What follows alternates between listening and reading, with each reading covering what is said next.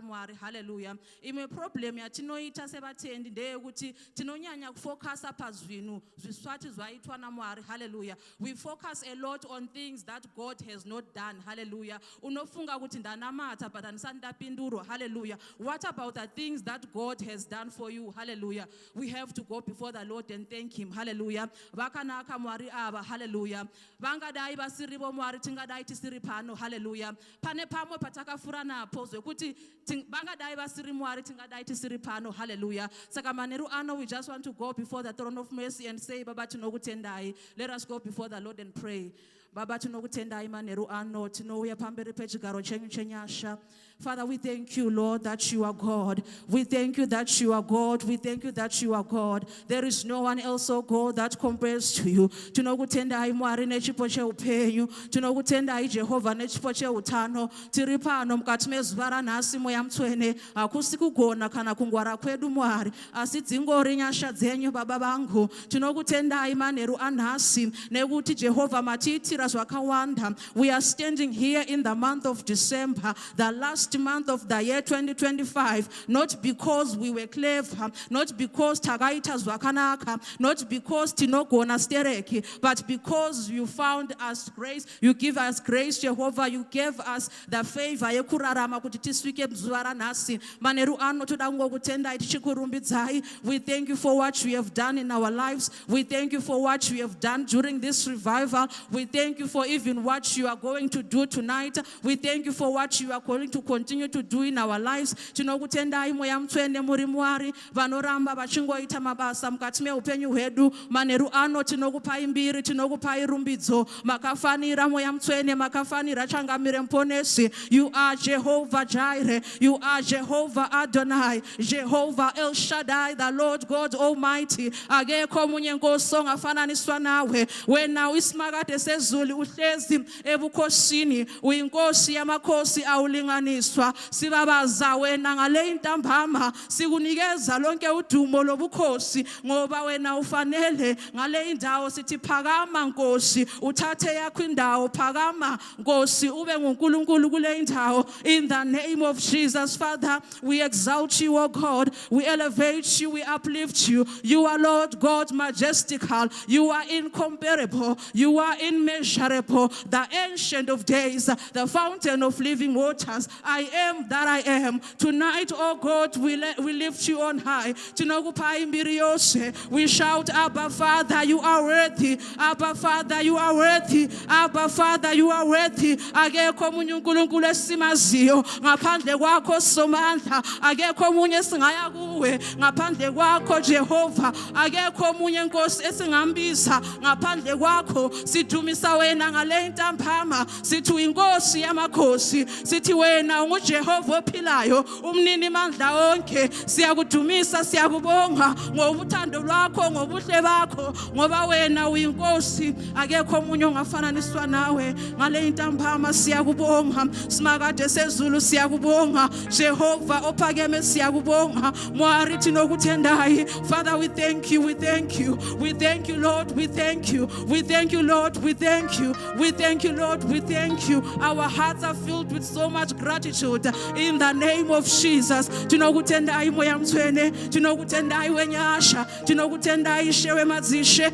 mambo we madzimambo, Jehova zoshamisa. Mwari tinokutendai, tinokusimudzirai, muzita nemuropa ramambo Jesu, Baba tanamata nekutenda. In Jesus' name, hallelujah. Amen and amen. Amen and amen. We want to go once again before the Lord. Hallelujah. Bible rovarati in the book of Habakkuk, chapter number 2. Hallelujah. Habakkuk anoti, I will stand watch and position myself in the ramparts. Hallelujah. So that I will hear what he will say to this. Hallelujah. This was a time when Habakkuk didn't understand what was happening in the land. Hallelujah. The murderers, the evil, wicked people were seemingly living prosperous lives, while the children of God were suffering. Hallelujah. Habakkuk anoti izwi andisikuzwinzwisisa. Hallelujah. Anoti I don't understand what is happening here. Hallelujah. Saka anoti I will position myself on the ramparts. Hallelujah. Ramparts meaning a high dwelling or a high place. Hallelujah. So what Habakkuk was doing, he was separating himself from the familiar voices. Hallelujah. He was separating himself from the familiar people. Hallelujah. Anoti I will position myself on the rampart. Hallelujah. I know maneru anos watawya pano. Hallelujah. We are not on a high dwelling. We are not on any rampart. Hallelujah. But I want you to stand, to take a stand of isolation. Hallelujah. Take a stance of isolation. Hallelujah. A stance of separation. Hallelujah. Itase kunge banu bari pa side newe abapo. Hallelujah. Itase kunge ndiwe na mwari wako muri pano. Hallelujah. I don't know what it is. We still make a sense mkatime upenyu wako. Hallelujah. We want to go before the Lord and pray. Tingovunza mwari kuti izwi zviri kuitika zviri kumbofamba sei. Hallelujah. Amen and amen. Amen and amen. Sometimes for us to hear God, we have to separate ourselves from the familiar things. Hallelujah. The familiar attitudes, the familiar voices, the familiar people. Hallelujah. We just want to take a stance of isolation, a stance of separation to go. Hallelujah. Let us go before the Lord and pray. Baba nezitara Jesu tadzoka zvekare pamberi pechigaro chenyu chenyasha Mwari tiri kuuya neupenyu hwedu Mwari une zviri kuitika zvatisingazwisisi mweya mutsvene zvatiri kuuya pamberi penyu Mwari tinotsvaga Jehovha mhinduro inobva kunemi Mwari tinotsvaga kutaura kwenyu pamusoro peupenyu hwedu Mwari Jehovha manheru ano pane zvakawanda zviri kuitika mukati meupenyu hwedu in our every aspect of our lives Jehovha akawanda wanda tauya pamberi penyu manheru ano kuti mutaure nesu Mwari tauya pamberi penyu manheru ano kuti mutaure nesu Jehovha tauya pamberi penyu manheru ano kuti mutipe mhinduro Jehovha tine mibvunzo yatinayo Mwari tine mibvunzo yatinayo Jehovha hatina kumwe kwatingabvunza Mwari asi tauya pamberi penyu hakuna mumwe watinogona kubvunza Mwari asi tauya pamberi penyu tine zvinotishungurudza Jehovha kuti swei zvichiitika mukati meupenyu hwedu tine zvatisingazwisisi Mwari kuti indava zvichiitika mukati meupenyu hwedu asi zvatauya manheru ano tinotsvaga your counsel over our lives oh God tipei mhinduro pane zvinotishungurudza tipei mhinduro pane zvatinozvibvunza tipei mhinduro Jehovha pane mibvunzo yatiinayo muzita nemuropa raJesu Baba tinonamata manheru ano dei matirangarira mweya mutsvene manheru ano dei marangarira masituations edu manheru ano dei marangarira zvatakatakura manheru ano dei marangarira zvinotiremera zvatisingazwisisi kuti sei zvichiitika zvatisingazivi kuti indava zvaitika kudaro zvatisingazwisisi kuti nei zvaitika mukati meupenyu hwedu tinonamata manheru ano mweya mutsvene tibatsirei Jehovha tibatsirei baba vangu tibatsirei wedenga tibatsirei changamire muponesi hakuna kumwe kwatinoziva Jehovha hakuna kumwe kwatinoenda Baba asi tauya pamberi pechigaro chenyu chenyasha tauya pamberi penyu ishewe madzishe tauya pamberi penyu wedenga tauya kwamuri Mwari tinotsvaga Mwari mhinduro inobva kwamuri reply and answer us oh God answer the questions Jehovah that are deep in our hearts oh God address the issues that we have no answers for oh God tonight may you address every issue that is in our lives oh God may you address the questions that we have address Jehovah kufunganya kwatinako address oh God kufunga kwatinako tigonerei Baba tigonerei Baba tigonerei Baba tati hatina kumwe kwatinoziva tinoramba tichitemera kwamuri mweya mutsvene muzita nemuropa ramambo Jesu Baba takutendai in Jesus mighty name hallelujah hallelujah amen and amen Lastly, we want to pray for tonight's service. Hallelujah. Hallelujah. We were here. We thank God for Tuesday. We thank God for Wednesday. We thank God for Friday. And we thank God for today. Hallelujah. But let this day be different than all the other days. Hallelujah. From Tuesday till yesterday. Hallelujah.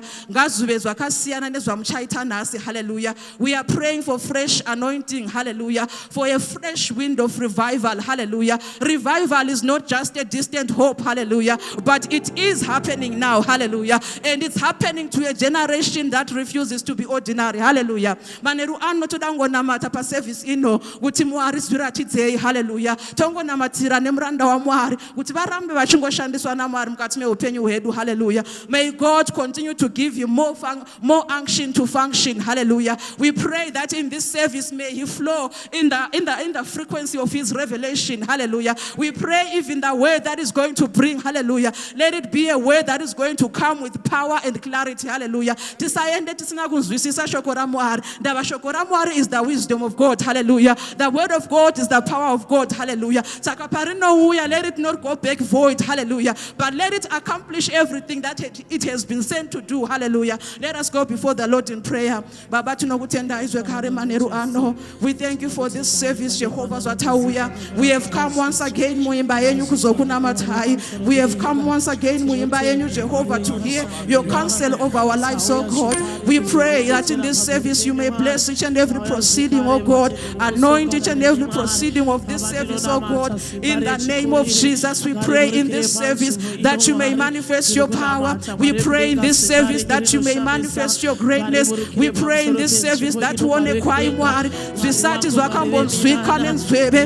the mind has not conceived and what the ears has not seen. We pray, let it happen in this service. We pray as we take in this service. Muzitara Jesu Christo. Let our lives be renewed. Let our lives be transformed, oh God. Renew our minds, Almighty God. You say in your word that do not be conformed to this world, to the patterns and systems of this world, but be renewed by the transformation and the renewal of your mind. We pray that you may renew our minds in this service. We pray that you may renew our minds this service in the name of Jesus. We pray for the preacher that you have anointed and appointed for this season.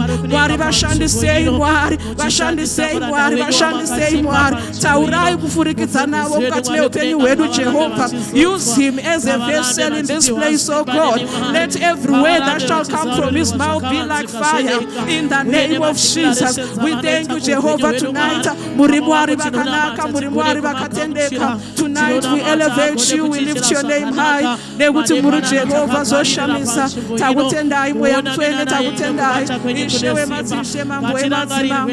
In Jesus' mighty name. We thank you, Jesus.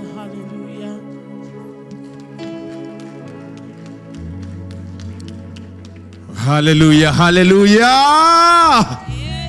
Hallelujah. Moresari parutivi rwako, moresari parutivi rwako. Muzerukare, muzerukare. Mufarire, mufarire. Taungana vakoniza vanomunamati.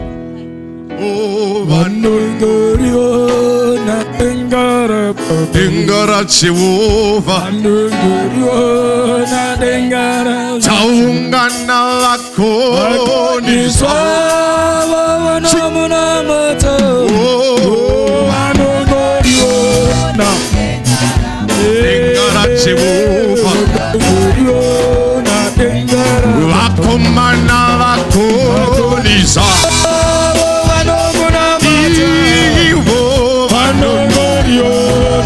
Faridar Patusenewe, Faridar Patusenewe. Vanamai Vakonisa. Ivo Vanonurivo. Dengara Jehovah. Vafundisi Vakonisa.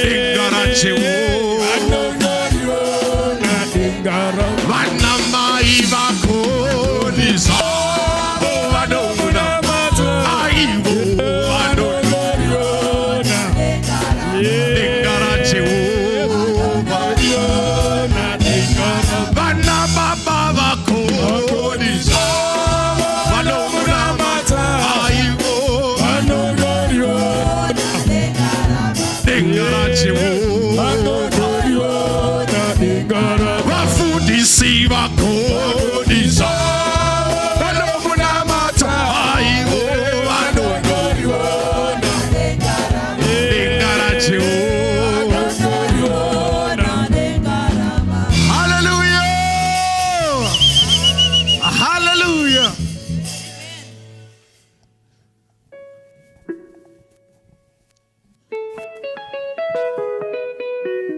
Mok, mok, mok, mok, mok, mok. Muriko eroko. Kadiswe mururu, mururu, mururu.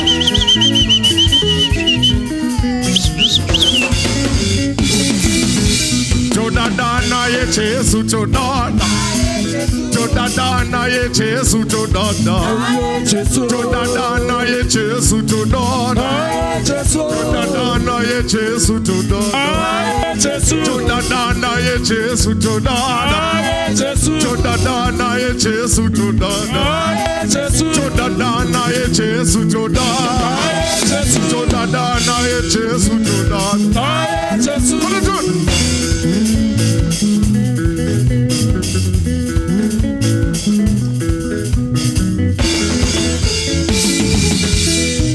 Wakandi pamusoro, iye wakandi pamusoro, iye wakandi pamusoro, iye dokudi pamasiso, iye dokudi pamasiso, iye dokudi pamuromo.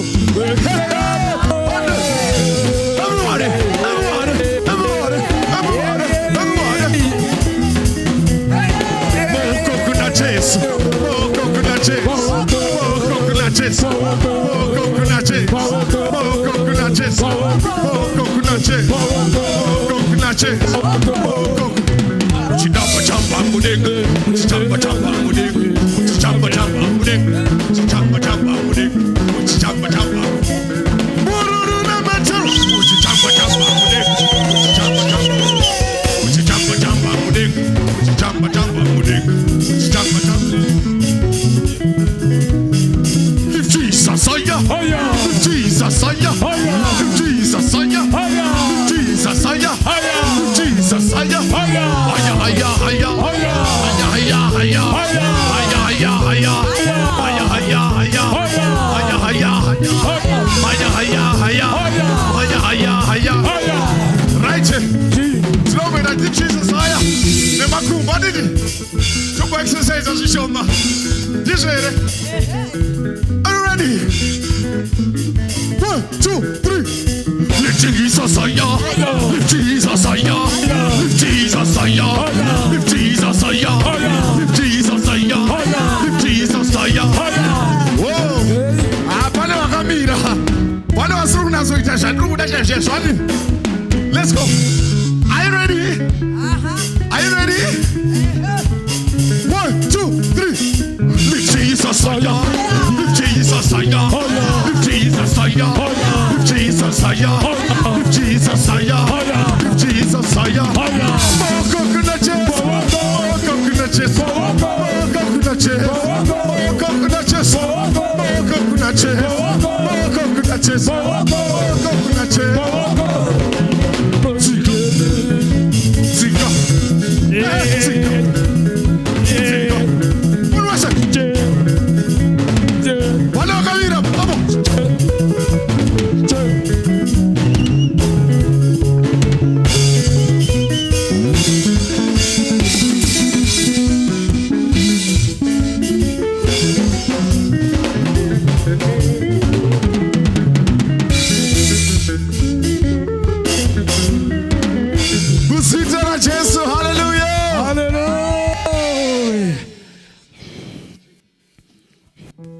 Vakafara chete, amen.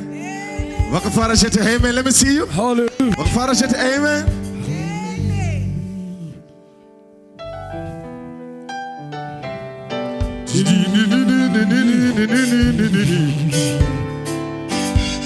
Shalom, kelwan ziyawa. Oh, ziyawa. Shalom, kelwan ziyawa. Ziawa. Zia winter. Zia winter. Zia winter.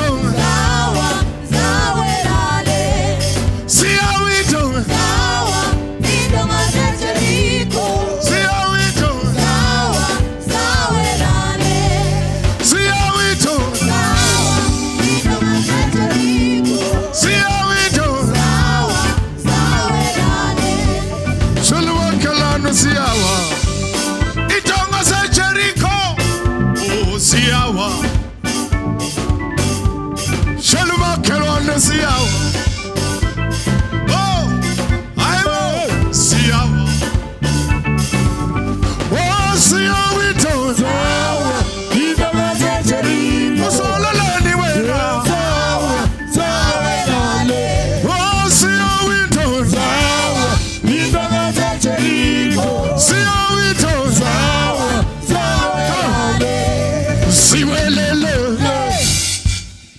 We're going this way there. Let's go water. Let's go 2 times. One more time, 2 times. I will 4. 3. 10. Oh,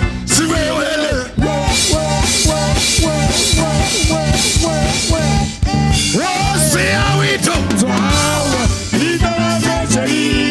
See how we do. Oh, see how we do. What's all the lady way now?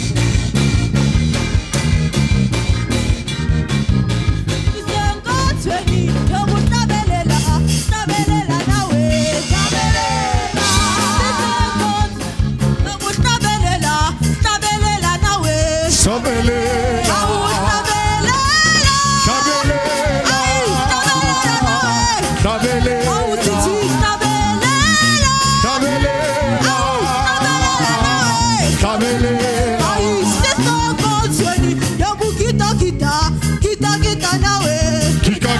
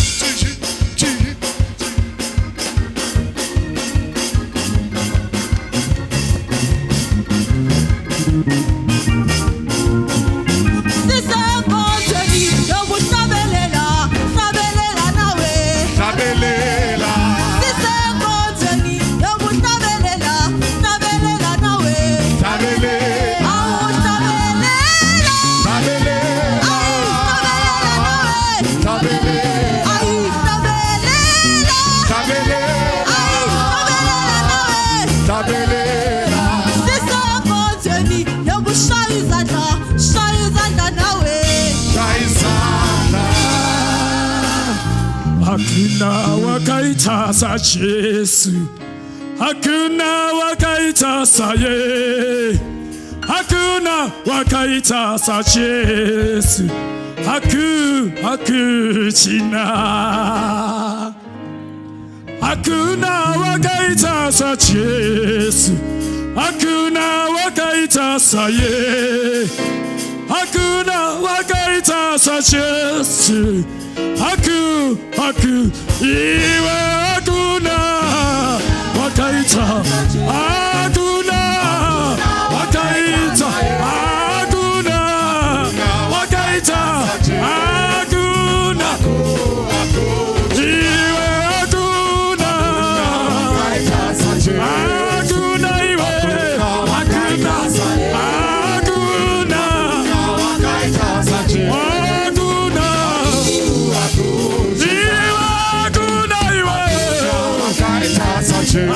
hakuna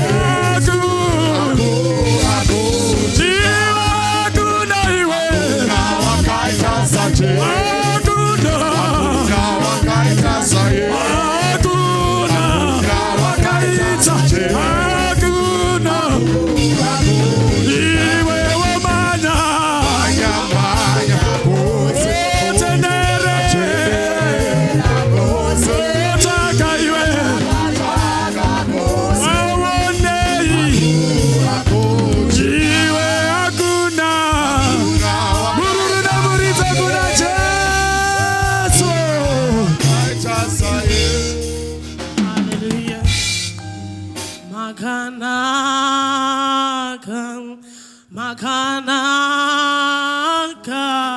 makanaka, Jesu. Tino simu zamaoko, toribiza, toti makanaka, Jesu, makanaka.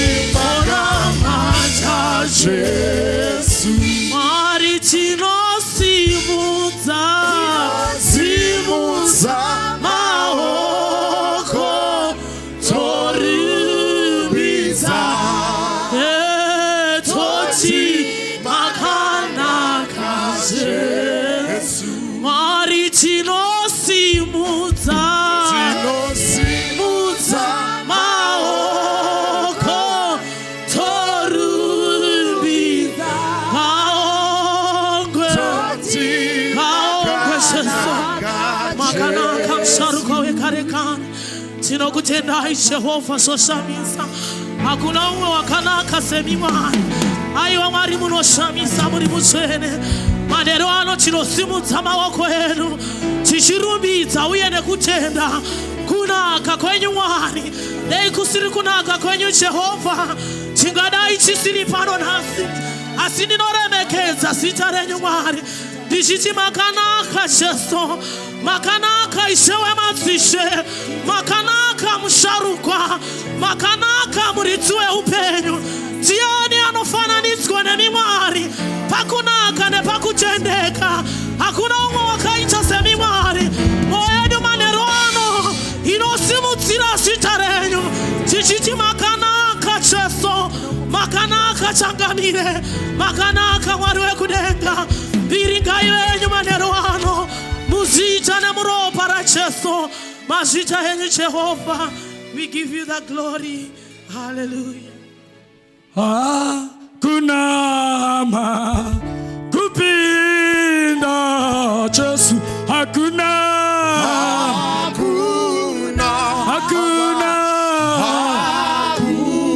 kuchina iwe, hakuna ume ukoro sema, hakuna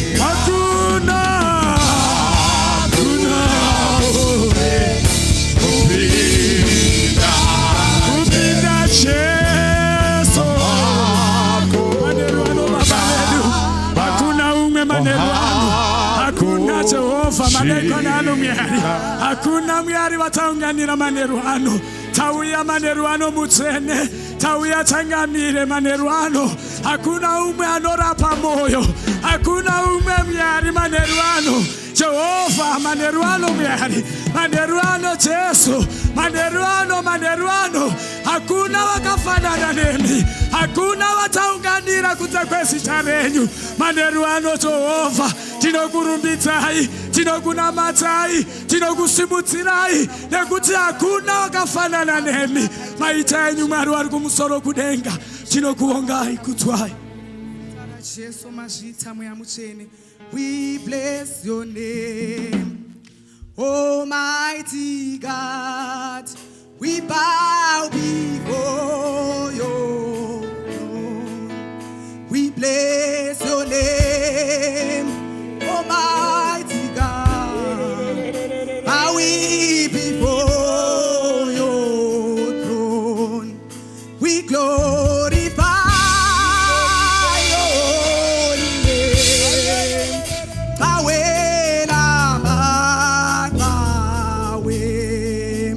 we glorify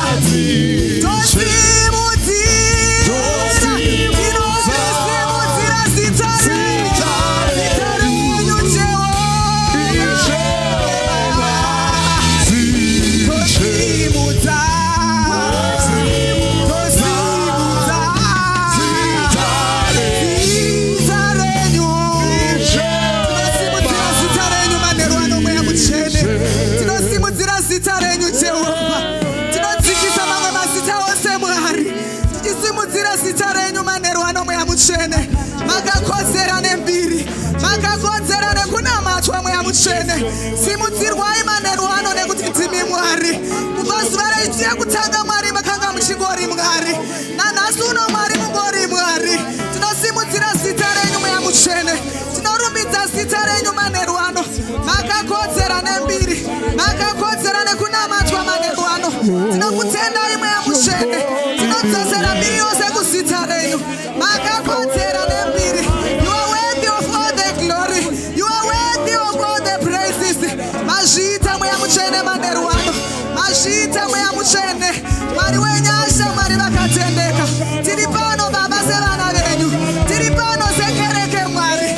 We are not here not as a special gathering, but tauya kuzosangana nemi Mwari.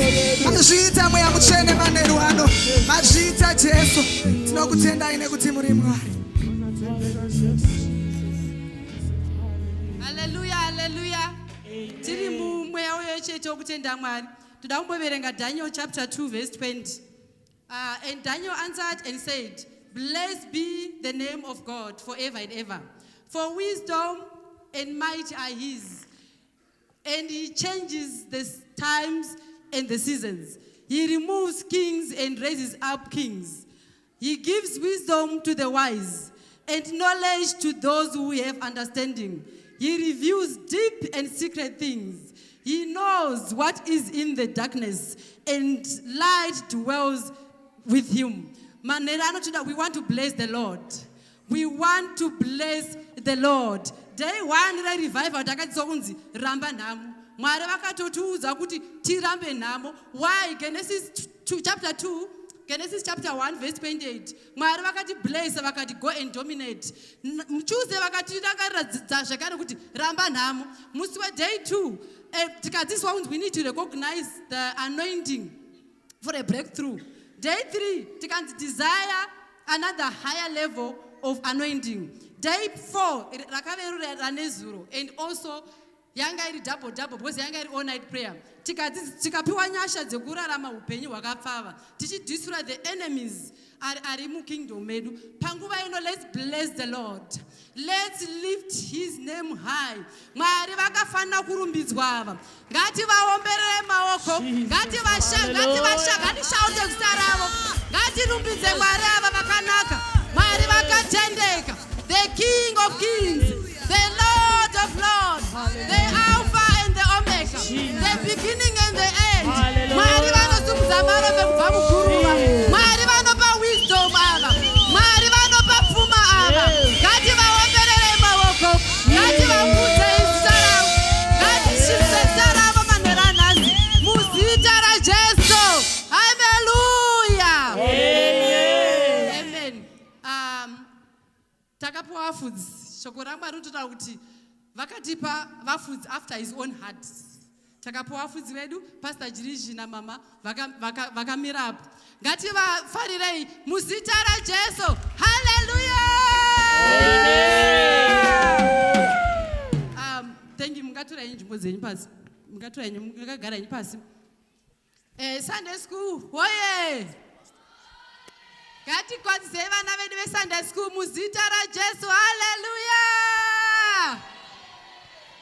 Wese anongonzi mutungamiri chingosumudza ruoko rwako. Wese anongonzi ungave cell group leader, ungave church board member, ungave sumudza ruoko rwako. Ngatigamuchirei timhoresewo vatungamiri vedu muzita raJesu. Hallelujah. My youth and teens. Ngatikwadzisei vana vedu youth and teens muzita raJesu. Hallelujah. And the online view vari kutiona pachivhetevhete, ngativakwazisiwo muzita raJesu.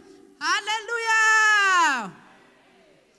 Tine mavisitors here muzuva rausiku hwanhasi. Any visitors or vatangawo kuya kutishanyira nhasi? Tine mavisitors here, mukwanisa kusumudza maoko enyu. Tinawo masisters. Mangwana huyai zvekare handiti. Panonzi mavisitors mangwana tokumbira kuti musumuke muye kunoka handiti. Mozonyatsokwadziswa zvakanaka asi ngativakwanisewo muzita raJesu. Hallelujah. nguva yangu yapera. Since ndabva pano ndinotenda Mwari wakandiropafadza nemurume umwe chete nevana vatatu. Ndibatsire kumhoresawo mhuri yangu muzita raJesu. Hallelujah. They said short and sweet. Tese takasimuka. Yava nguva yekuti Mwari vativhurire zvavakatirongera. Mwari ngavatibatsire tingovhurawo hana dzedu. Shoko ripinde pakadzikadzika pemwoyo yedu muzita raJesu. Ngatishedze baba vedu vachiuya tivaomberera maoko.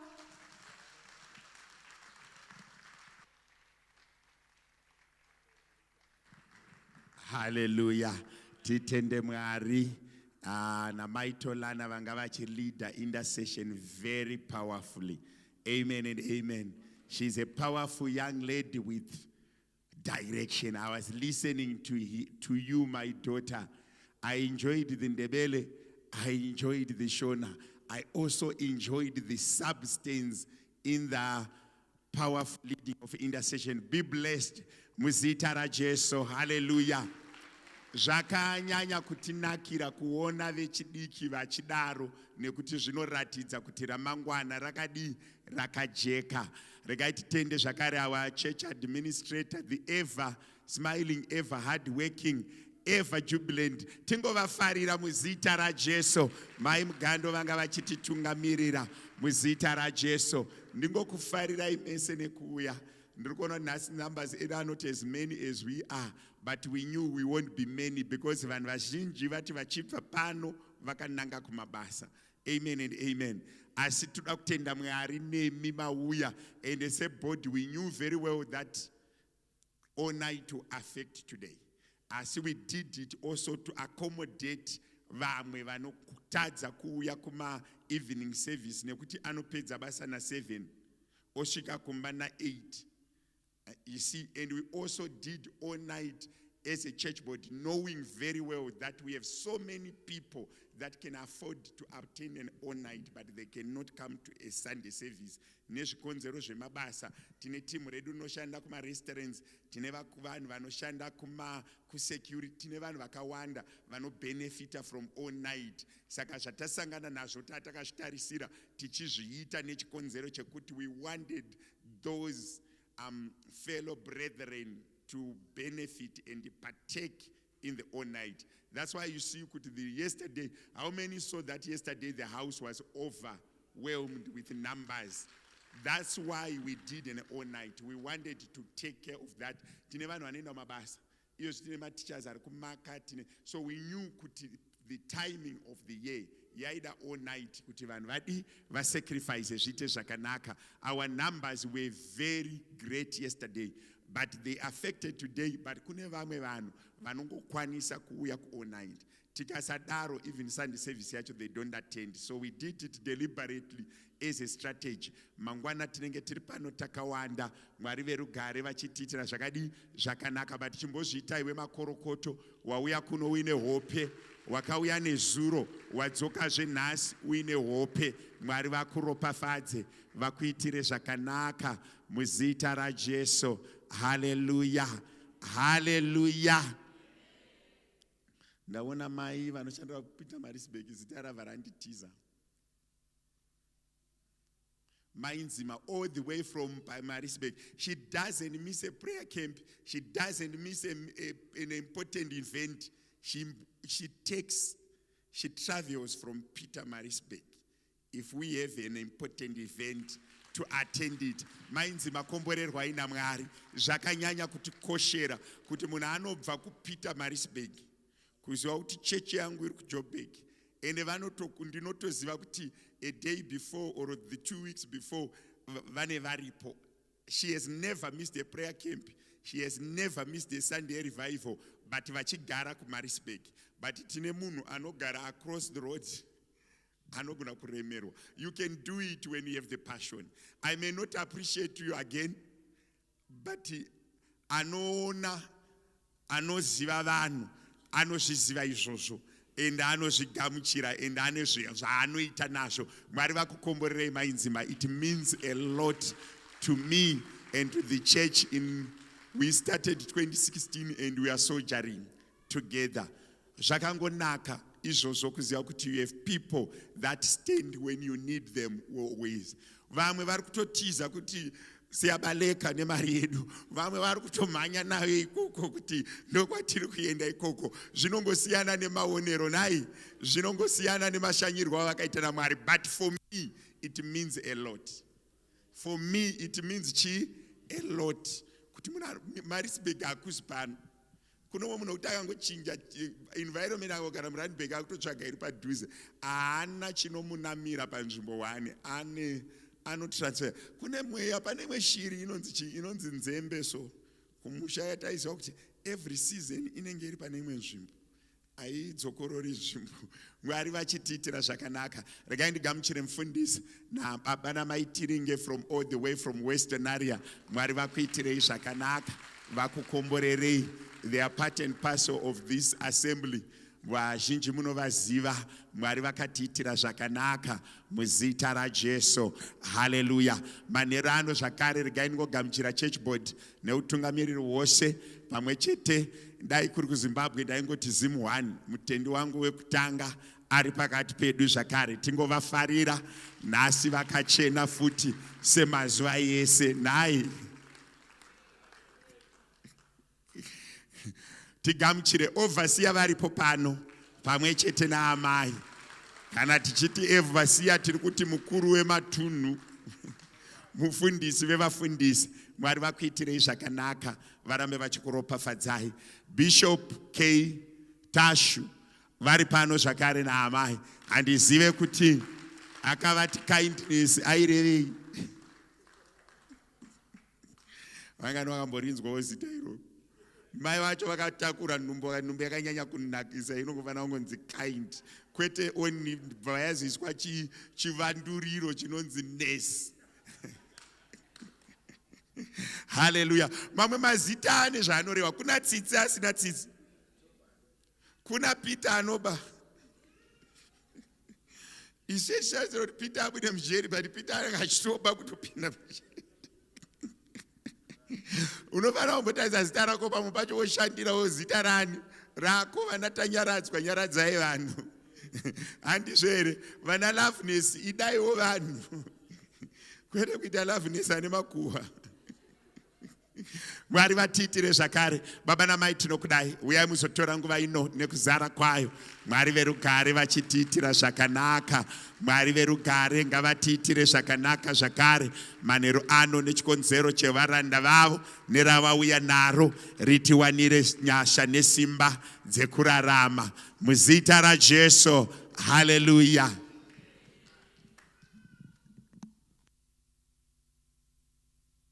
Tinotenda Mwari tiwane pekugara. Nasi daumbotichawo, nasi daumboita mudzidzisi. Daumboita mudzidzisi nasi. Ndibatsirei kuremekedza Bishop of the House, Reverend Jerichi pamwe chete naamai. Mwari akuitirei zvakanaka, tinokudai kwazvo. Thank you so much. Ndibatsirei kuremekedza Baba Overseer njeremuka pamwe chete naamai. Mwari akuitirei zvakanaka tete, Mwari akukomborerei. Pastor Tiringe pamwe chete naamai, Mwari akuitirei zvakanaka. Titiremekedze church board repano, inzwai kuitirwa zvakanaka, Mwari akukomborerei. Hallelujah. Chingoti kumunhu ari padhuze newe, Mwari ngaakuitirei zvakanaka. Good. Ndipewo my envelope. Ndipewo my envelope. Ndanga ndichi ndazombwana nguva yekurara after all night. Ndarwa nezvakawanda. Ozi upenyu hwedu panyika kuramba tichirwa kusvika amen. Asi chandinotenda chandinofarira ndechekuti pakurwa kwese tiri vakundi nekupfuurisa. Udza munhu ari padhuze noti akunda zvakanyanya. Right, ndoda kuparidza, ndoda kuticha, but zvandoda tumuite ndezvekuti ndoda tumupiwa ma-envelopes aya. Handitika ndichazokuudzai zvokuita. I think mukangoti a bunch, someone will give, mukapa someone there, muvapa kuti pandichazoparidza, pandinenge ndichitsanangura apa, Mwari wachataura newe mangwana ndichaita sekudaro futi ndisati ndaparidza, so that pandinenge ndichiparidza Mwari vachataura newe. Mangwana unogona kuti kana uine business unotora imwe envelope yako ine chekuita nebusiness rako kuti pandinenge ndichiparidza unobatsirika zvekare. Make sure kuti tapa vanhu zvititire zvakanaka, toda kuti tiparidze. Imbondiudzirawo munhu ari padhuze newo kuti tine mhinduro nhasi pamusoro pekuti sei tichinamata zvimwe zvinhu zvichiramba. Sei tichinamata zvimwe zvinhu zvichiwanda zvichiramba. Sei tichinamata zvimwe zvinhu zvichiramba. Ndoda kuti nditaure pamusoro pechinhu chinonzi sacrifices. Sacrifices.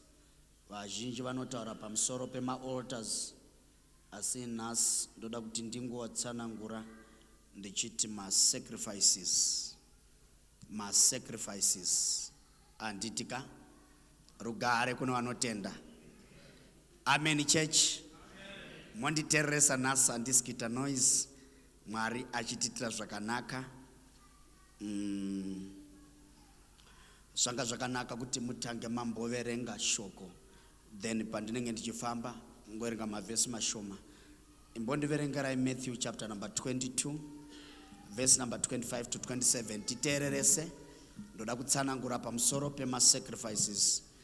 Sindakazvibatanidza nema-altars, but title yangu ngaive kuti sacrifices. Sacrifices. Ndichapfuura mberi mangwana ndichitsanangura pamusoro petitle yandakatumidza kuti demanded offerings. Demanded offerings tomorrow, but today sacrifices.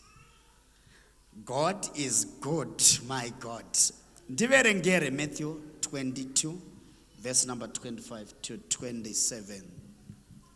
Zvino pakati pedu paiva nevanakomana vomunhu mumwe vanomwe. Wokutanga akawana mukadzi ndokubva iye afa. Uye sezvo akanga asina vana akasiyira munin'ina wake mukadzi.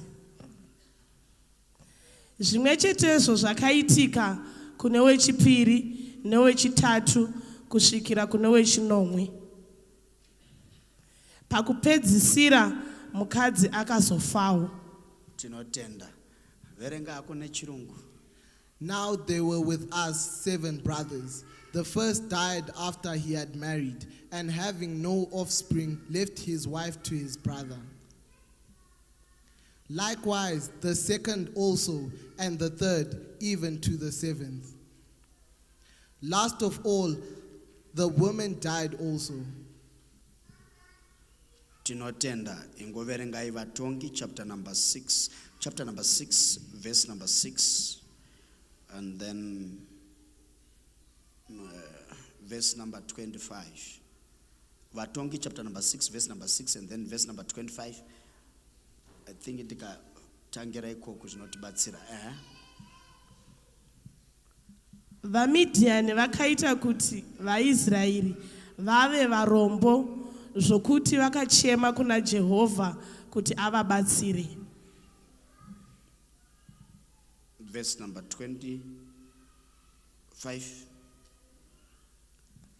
Usiku hwacho ihwohwo Jehovha akati kwaari, tora hando yechipiri kubva pamombe dzababa vako, iyo ina makore 8, uputsire pasi aritari yababa vako yaBhaari, uye ugotema danda raAsheri riri pairi.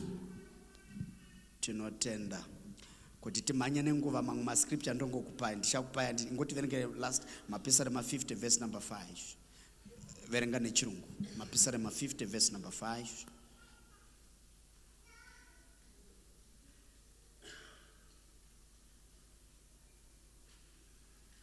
Gather my saints together to me, those who have made a covenant with me by sacrifice. Tinotenda chiverenga zvirevo 13:8 neshona zvapetozo tochitsanangura. Zvirevo 13:8 verenga neshona only. Ko ndinodya nyama yehando. Zvirevo 13 verse number 8. Tritese papa. Zvirevo Proverbs 13 verse number 8. Iri mumusoro hainga handiyo bayo yaungoisa. Mashoko 13 verse number 8. And up at 13.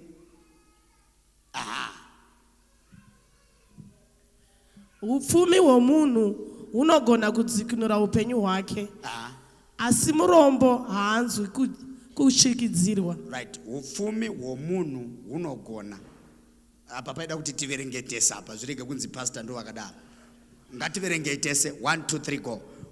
Upfumi womunhu unogona kudzikinura upenyu hwake, asi murombo haanzwi kuchishidzirwa.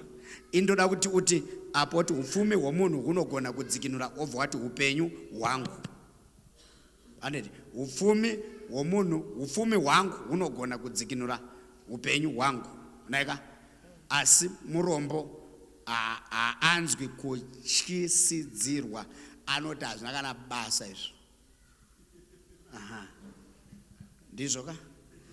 Iyo isiyeri papa iyo usaibvisa inobatsira munhu kuti akada kufarisa anotarisa ipapa.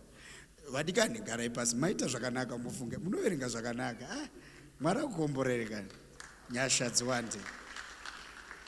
Ndichatsvagawo vangu vakawanda vanoverenga vari 2 so. Right. Vana baba nana mai, Mwari atibatsire. Hello. Mwari ngaatibatsire. Mwari ngaatibatsire. Unogona kunamata, ukanamata. Sure, ukatoona kuti hapana kwandiri kuenda, no change. Azviroti Mwari haasi kunzwa, azviroti Mwari haasi kukoshesa munamato yako. Ndoda kuti tibatsirane panapo. I'm here for spiritual solutions. Unogona kutonamata, uchinamata mwana ngaapase chikoro, mwana ngaapase. Dzimwe nguva pauri kuwedzera kunamata utoona zvichitoita worse. Kana akabuda ne5 otobuda ne3, otobuda ne2. Unogona kunamatira financial breakthrough. Kusvikira watoshaya mari yekuroja uchinyengeterera financial breakthrough. I'm here to help you. Mubhaibheri shoko raMwari kuna 2 Kings chapter number 4. Kune murume ari ipapo anotaurwa neBhaibheri achinzi nemukadzi muranda waMwari achitaura kuna Elisha. Murume wangu munomuziva kuti waishandira Mwari achitya Mwari zvakanyanya. Waitya Mwari. Bhaibheri chiti kutya Mwari ndo mavambo ezivo. Waitya Mwari asi out of kutya Mwari kwake kwese wasiya zvikwereti Mwari wacho aripo. Vana vakutoda kutoenda. Number 1 wafirwa nemurume wachirikadzi. Number 2 problem yemurume yekusiya zvikwereti, varidzi vezvikwereti vauya vana basa nemurume akafa. Number 3 wakuda kutorerwa vana inova future ichazokuchengeta. Zvino vana vakaenda. Number 4 dzimwe nguva vamwe anoti kana akaroorwa murume akafa anoti ndagarira vana. Zvino vana vakaenda. Zvinoreva kuti nemukadzi unogona kutotama pambapa. Patsika dzedu nemagariro. Uri kuona kuti mulife ngatirege kumhanya. Zvinogona kutokubhendera uchinamata.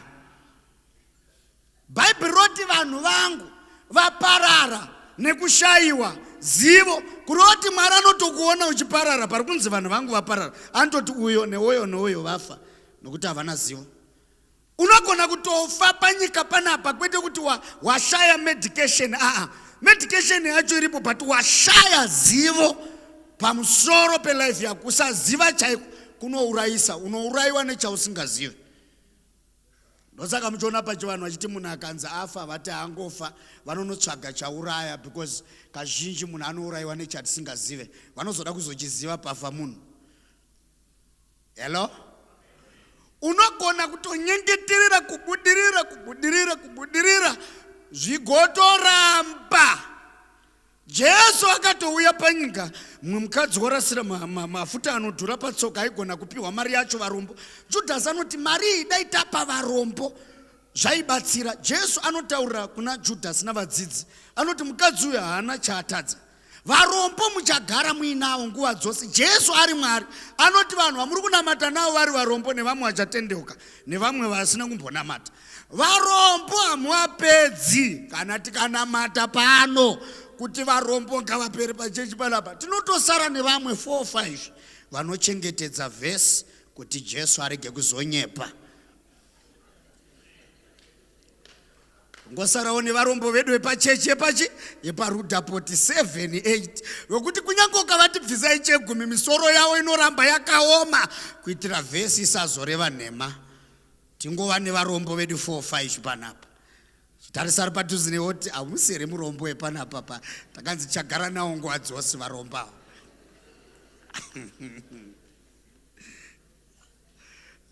Ndichataura zvetithing mangwana.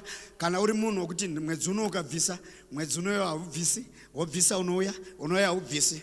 Izvozvo zvinongoreva kuti uchiri mwana nemapamba. Unozwa mwana mudiki anopfekedzwa mapamba ndokwa uchiri. Hatitarisire kuti munhu ukatendeuka ukanamata unoramba uchirasika. Munhu ingotendeka. Kuna Mwari chinobhadhara icommitment. Ende ukasateerera Mwari shamu yacho futi inokurova. Bvisai zvegumi kuti ndidzinge udyi neminyama pamusoro poupenyu hwako. Udyi baba hunodzingwa nechegumi. Hautombodi kunamata ingobvisa chegumi udyi hunotama. Zvekukavhiridza nepreyo ndodzinga udyi uri mukombe ndodzinga udyi ndodzinga udyi auende hunotiza chegumi. Bvisai chegumi tigodzinga udyi pamusoro peupenyu hwako. Zvimwe zvezvinhu zvamuri kunamatirira mufana unge muchizvinamatirira. Uri kuzvinamatirira nokuti uri disobedient. Saka zvaunoita iwewe zvinokostira vana vako, zvinokostira ramangwana rako. Chaunodyara unozongokohwa. Panyika panapa kana uchida kubudirira, gadzirira kuteerera kutaura kwaMwari kudarika zvimwe zvese. Mwari akataura zvaringana zvanaka. Ndinofarira madhara edu ekudhara aiti akaenda kugomo vaindotsvaga inzwi raMwari. Mwari akatotaura vakutoburuka gomo. Tine inzwi pamusoro pemusikana kuti haasi kuroorwa gore rino acharoorwa after 4 years. Saka pesa apa havana stress. Vari kumirira 4 years kuti dzikwane ndo pane mweya wokuroorwa nemusikana. Vanonamata vachitsvaga inzwi rekutaura kwaMwari. Isati rarame nechingwa zvoga asi neshoko rinobva kuna Mwari kusanganisira nairori rinoti bvisai zvegumi ndidzinge udyi mudzimba dzenyu. Murume wako angatadza sei kuita girlfriend iwe usingabvise zvegumi? Mukadzi wako wacho anotadza sei kukudherera usingabvise zvegumi? Hakuna mukadzi anobvisa chegumi anonyozera murume wake. Hakuna murume anobvisa chegumi anorova mukadzi. Evidence yekuti murume wako ibora ngoma inyaya yekusabvisa zvegumi. Ende mwana wamunobhadharira fees nechegumi hapana kwaanoenda. Hakuna mwana ane right yekudya mari yaMwari. Kana uchida kuti mwana wako atukwe, tora mari yechegumi ubhadhare fees. Tora mari yechegumi ubhadhare funeral policy. Uone kuti haukurumbidze kufa here. Ukafarisa vanhu vadzikama kovana. Wana baba nana mai toda kuti titaurira nechokwadi panapa. Tibatsirane kuti kana muri mumba menyu mufurirane zvinoita. Hatifadzete zvara ashanda pamba auya pamba zvekumufarira zvekumupa mari yetithe kuti wanai mari yokwira ndege. Hatifarisi tichidaro. Kana mukadzi wako ane pamwiri tendeka. Ukasatendeka mhepo dzinotevera mwana ari mudumbu. Dai Mwari atibatsira tinorwa nezvatinoziva nezvatisingazive. Like ndabva ikoko. Right. Matthew chapter number 23 verse number 23. Bible Jesu arinotaura richiti. Jesu achitsanangura kuvanhu ari kushumira shoko. Vamwe varume varidzi vemutemo vakadzidza mutemo maloya emazuva iwayo. Vanoenda kuna Jesu. Vanoti Ishe tine nyaya iri mucommunity muno mamuri kuparidza. Number 1. Tine mumwe musha uri munomu kwete kumwe kunhu haise Jesu nyaya iyi hadzisi hope isituation inotozikana muvillage muno. Mutauni muno mune family yatiri kuzungudza musoro tese. Family chakaitika ndechekuti mukomana mukuru wakaroora mukadzi wake zvakanaka-naka. Ndokubva arufa hatina kudzwa kuti akarwara. akafa. Second born ikati chiregai ndimutse mhuri ndichigara nhaka nditore mai guru ndiite bhebi tiite mhuri, ndokutora mai guru zvinonzi second born ikafa. Third born akauya akati vasikana vese handabasa navo, ndoda kushanda namai guru, handingasiye mukadzi womukoma achitambura ndiripo. Zvinonzi third born akafa. Fourth born akauyawo akati aiwa ini ndo handingasiye, ndotoda kutotangira ipapa, akafa. Bhaibheri rinoti kusvikira vese vari 7 vapera. Jesu achiudzwa kuti tinotori nemasituation muguta muno emafiro evanhu asina kunaka mufamily. Zvichingokuonesa zvega kuti hazvisi zvinyowani kuti mufamily menyu vanhu vanogona kupera nedambudziko rimwe chete. Hello church. Hello church. Wekutanga akafa, wechi2 akafa, wechi3 akafa. Apa mukadzi wacho haasi kufa. Bhuku rinoti vese pavakapera kufa, vapera vese, zvinonzi mai guru ava ndo pavakazoti chiregai ndife hangu. Mweya wacho unotoona kuti hakuna asara. Iko zvinova chiripo, aiwa gaiti vapedzise. Hauna idzo zichada kudaira ameni because ndo zviri kuitika mumba kwavo. Unonyatsoona kuti panapa tiri kupera. Ende zvazvinoita you reason zvemanga muchitopera. Zvinoita kuti mukoma akaenda tiri kufa according to age. Kuti wakatanga kuzvarwa aenda second born. Wakatarisa kudaiso unotoona kuti list iri kutondinanga izvo. You need to respond to those things. Ndo atinenge tichitaura kuti ma-bloodline issues, mhepo dzinotevera ropa, kuti muninginangu kuti aiwa hazviti kuenda pana mai guru pakafa mukoma wokutanga newechi2 anotonzwa kuti ndo panomuitira. Mweya wacho unokukonzeresa kuita ma-wrong decisions. Rugare kune vanotenda. Nharo dzaunoita idzi dzine chekuita nezvimwe zvinhu zvinokutevera, ende zvinhu zvemadzinza madzinza haexpire kana kuti waakunamata nesu panapa. Kubva pandakatanga kunamata kundichiita zvekunamata pandakatendeuka, hasanambonzwa mweya wechina uchiti hatidi kuti apinde denga, hasanamborinzwa dhimoni because denga shamari. Ndoko ndakakudzai musi wekuti denga ma1 kasvo.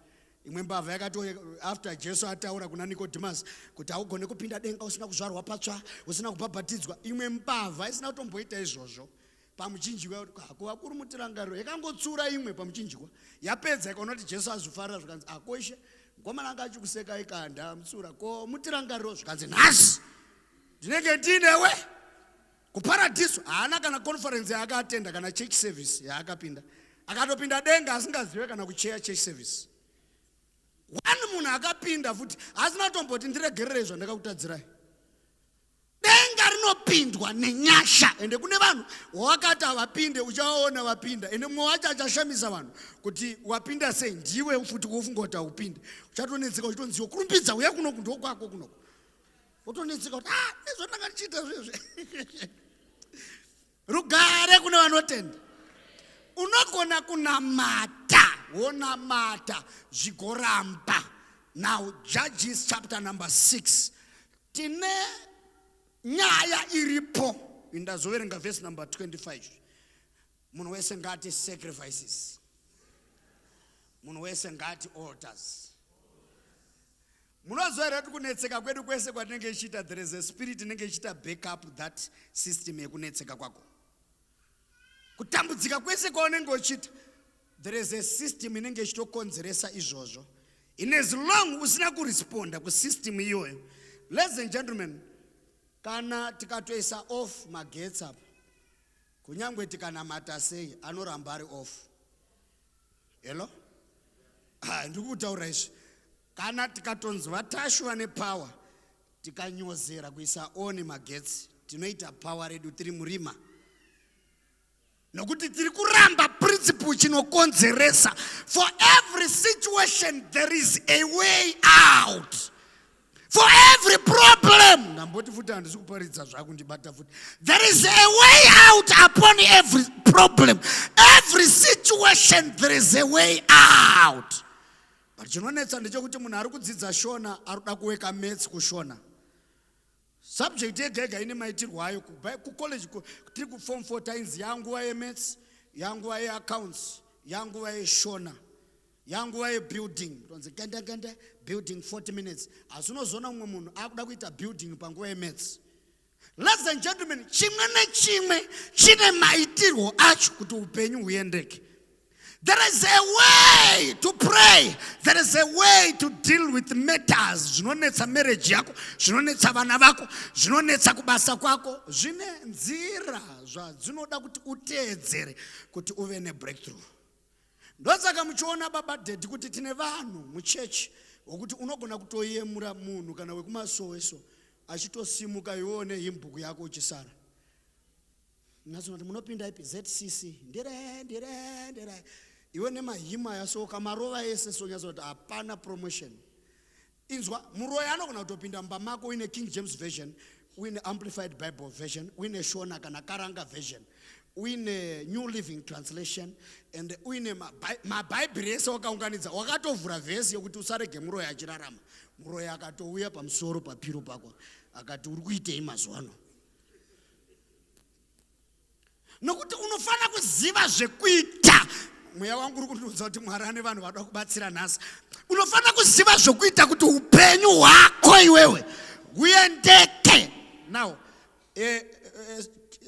Vatongi chapter number 6, Bible shoko raMwari rinoti zvino vana vaIsraeri, the chosen people, the blessed one, vakayambutswa gungwa dzvuku, vanoziva minana yaMozisi, vakadya, vane vabereki vakadya mana, vane vabereki vakanwa mvura yaibuda padombo, vanhu vanoziva kuti kune mutumwa waikonzeresa rima, vane mbiri yekuti Mwari wavo akaipa. Bible rinoti varume ava nevakadzi ava vana vaIsraeri pachapter number 6 yaJudges vakaita tsika yekuti vakarima, vaMidiani vanouya votora voenda nazvo, vemabvazuva votora voenda nazvo, maPerizites votora, maJebusites votora, maHitites votora. Vaiti vakarima votorerwa, vorima votorerwa for 7 years. Unogona kutorarama musituation yako kwemakore 7. Ukaenda mubhaibheri amaiwe zvangu unonzwa bhaibheri taura kuti zvino mukadzi waibuda ropa ngatitaure makore ake kwemakore 12. Zvino chirema chakanga chiri papool of Bethsaida kwemakore 38. Unogona kutoshupika for 38 years. Unogona kutobuda ropa kwe 12 years. Rugare kune vanotenda. Rugare kuna ndifarire itira kubatsirana panapa. Musandipa face dzinoita sezvinonzi ndine nyaya dzandaita, hapana zvandaita pa. Ndoda kuti tibatsirane. Mwari akuonese zvaunofana kuti uite. Rugare kune vanotenda. Dai zvaigoneka kati aingoti munhu akadanwa nhasi obva tonze Mwari wongoti right kindness touch you, I called you to ministry and here is your jeep and there is your stand, a private jet, first jet yakweyo. Shanda zvakanaka mwanangu, sina nokunetsa mari ndichingokudonhedzera mumba mako. Unogona kutoshupika uri pastor zvokuti vanhu vakatarisa kuti haiwa baba vari pamahwani mazuva ano uchishupika so. Iwe ndakapinda chechi nini ndiri kumakonuko kwaRusape ushedzera offering vanhu vachiuya nematsunga mubasket. So matsunga, magwavha, maavo mubasket kuti todadana Jesu Jesu. Matsunga, magwavha. Vati tinamato timainenge sumukai tokutendai Mwari nezvamapa vana venyu. Aiwa zvemumunda izvozvo zvinokosha zvemugarden. Ropafadzai magarden asadyiwa nemakudo. Jesu. Dera ndakafara kuchechi idei rekuti vamwe mai vakabva vauya nehuku ikazokandira mazai mairi yakumba. Ndaipiwa baba zvikanzi baba huku yemuriwo iyi ndasvika kumba ndobva yakandira mazai tu. Ndakati aiwa ipei dzimwe 3 days yakakandira futi mamwe mazai. Takazoidya nemazai ayo. This is a breakthrough. Ndagara kudai so ndakaita 3.5 years no salary. Hapana musi ndakapiwa $1 kana $5 yekunzi salary. tainzi munotambiswa neassembly asi assembly yacho hapana chaibuda. Munhu aive nebasa rinani nditeacher aishanda kuprimary, mumwe mukadzi so ndiye wataitoremekedza kuti azvawo upenyu hunogona kukuridza. Apa ndichinzwa Mwari heavy, aiwa ndaitonamatirawa, ndakambonamatira munhu anopenga akapora ipapo. Mumwe munhu akauyiwa naye muchechi akafa, akamukira muchechi. About 2 people vakamuka, mumwe akamukira kuchechi, mumwe akamukira kumba. But wapedza kudaro shamari, handeipa rice apa neshuga nemafuta apa, anoiti yakazara hapana. Nokuti pawa iroro harite zvemafuta neshuga nechi. Nokuti simbari takaripiwa kusunungura vanhu. Takaripiwa for service. Ladies and gentlemen, prosperity is a covenant, but salvation is for free. Kusunungurwa kwedu muna Jesu ndekwe mahara. Ndezve mahara. Akauraya munhu anosunungurwa, wakaba anosunungurwa akapinda denga, akagamuchira Jesu, akatora mukadzi womunhu akagamuchira Jesu anopinda denga. But prosperity haina kuita sekudaro. If you don't do this, this will not happen. Ndosaka muchiona kuti vazhinji vedu tinoshupika tichinamata. Ameno kuti muri kundinzwa? Muri kundinzwa here chechi? Dai kuri kungonamata chete. Vamwe venyu muri panapa kungofuga mangoti Jehovah ndipei imbawo tonzi izvozvi enda kuSenton stand number 441 yatove yako. Manera nhasi vanhu vari chipatapata kutama vachienda kunogara kuSenton. But shamari hazvina kuita sekudaro. Gara pauri ipapo kusvikira waziva zvokuita. Ukasasenga stand unofa uri rombe, Mwari aripo. Tinonamatira Mwari kuti atipe capacity nesimba avhure madoors kuti upenyu hwedu huendeke. In the name of Jesus, shout a better amen. Now, Mwari ndobva azouya kuna Gideon aripa ari kupura zviyo pachisviniro chewaini. Bible rinoti vana vaIsraeri vakachema, baba vakachema, Mwari muri kupi Mwari, tarisai tatambura. Amana ukaona 7 years uchirima uchitorerwa kusvika vanhu vaugara mubako. Kuti kana makuda kukohwa muri vanhu vaMwari munonohwanda mubako. Ndo pari kuuya murume mutumwa waJehovha, ndo pari kusvika akati iye, "Ye you men of valor." Munhu ari kunzi men of valor ndiye akawanda, because denga aritaure zviri kuitika, rinotaura capacity iri mauri kunyange usingaioni. Ri kumuona ari men of valor, but tsano vemavalaliolisi, tsano vevalaliology, tsano vepower vakatohwanda votodzadzimai kuti makaona vanhu vaya vakagatitize tisiye zviyo. Ndo vari kutoimbwa kunzi men of valor. Mwari achiona capacity iri pauri yausiri kuresponda, ndo paakabvunza akati imi aona ngirozi. Zvikadzai toinodzi ngirozi amana, hakusi kurota zvakaitika masikati machena. Ngirozi kai iri kunditi men of valor. Zvikanzi munogonditi men of valor ini werudzi rwaManase. Zvikanzi hatisi kuita zvemadzinza panapa. You are a man of valor. Bible akabvunza question number 1 anoti kana tiri men of valor, tiri vanhu vakasanangurwa naMwari, where are those miracles our fathers used to tell us? Vana baba vedu vanoti vakayambuka gungwa dzvuku, vakanwa mvura padombo, vakadya mana. Where are those miracles? Isu vana vacho we are suffering 7 years tichitorerwa zvinhu. Where is this God? Because in life there are questions only God can answer. Ndo mutumwa paakangonyarara hanombotaura zvakawanda. Verse number 24 ndo paakatanga manje mukomana kubatwa nezvinhu zvinokonzeresa. Mavhesi ari kumashure anoti, zvikanzi kana muri nditenderei ndimbokuedzaiwo kana mabva kuna Mwari tingoitawo something. Nokuti kana mabva kuna Mwari hazvina kunaka kuti mudzoke makadaro. Ndobva agadzira mbudzi bvaisa, zvikanzi kunza mbudziyo padombo isa patoni, munhu bva asumudza, mutumwa akasumudza tsvimbo akanongedza, moto ukabvira. This God. Bible shoko ramanoti verse number 23 Mwari Gideon ndobva agadzira altar yake zvemusoro wake, bva atogadzira altar. Tikangonzwa kuti maaltar anoita sei, anoitwa, anofambisa basa, ndobva atogadzira altar yake, bva apedza. Verse number 23 verse number 24 mwari ndobva auya vanzi Gideon haana kuadresa altar yagadzirwa naGideon zvemusoro wake asi kana dziri dzemaaltar tinotokuudza chekubvisa. Gideon, hauite zvaunoda kana uchiresponda kumaaltars. Tora paza chekutanga number 1, paza altar yababa vako. Tanga wapaza altar yababa vako Gideon. Haungovaki altar usina kupaza altar yababa vako. Baba vako vane aritari yavo. Enda unopaza altar iyoyo. Number 2, utore bhuru rimudanga imomo rine 7 years. Uri uraye sacrifice. Because an altar without a sacrifice is a monument.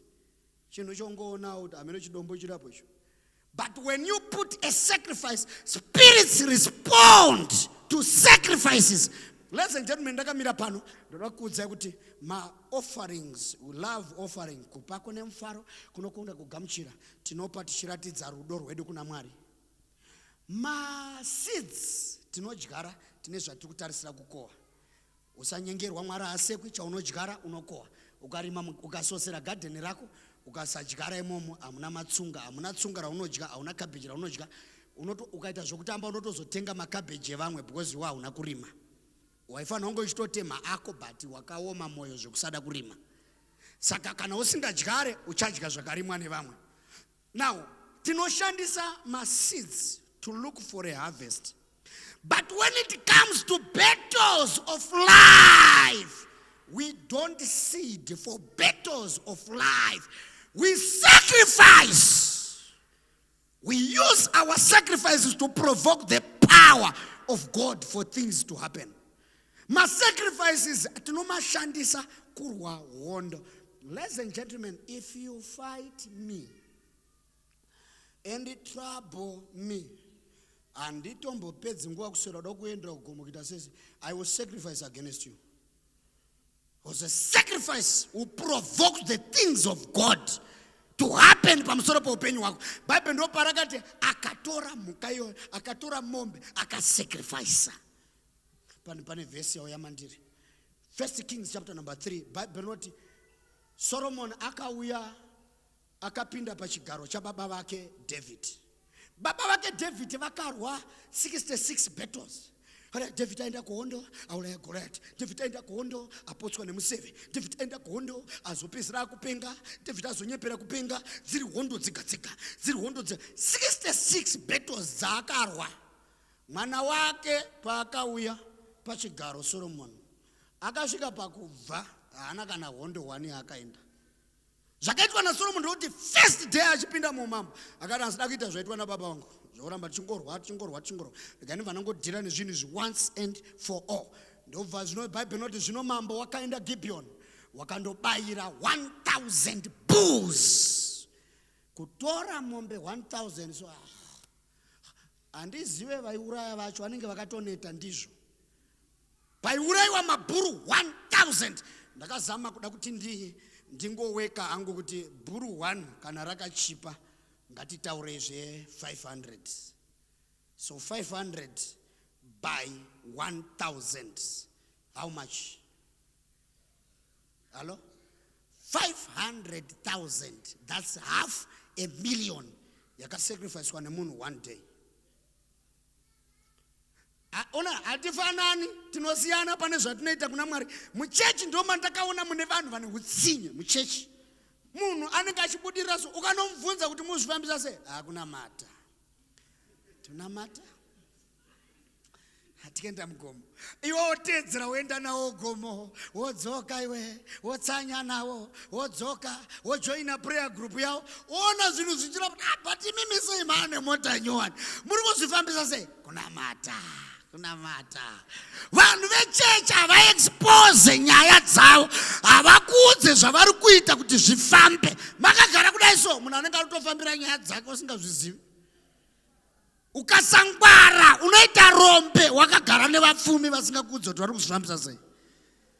Saka vari paGibhea ndobva abayira 1000 bulls. I hope tritese muri kundinzwa nai. Abayira 500 million wairegedzera yatsva. Yaenda. Because by sacrifice hauna chaunofana kubenefita. ndikudzei chokwadi chinorwadza. Chokwadi chinorwadza ndikutaurei. Tikarufa church, isi tikarufa church. Haisi sacrifice. Zvinhu zvaunofana kuita because mvura yakanaya unongonayo. Ukavaka imba yako haisi sacrifice. Ndakasacrifice ndakavaka imba yangu.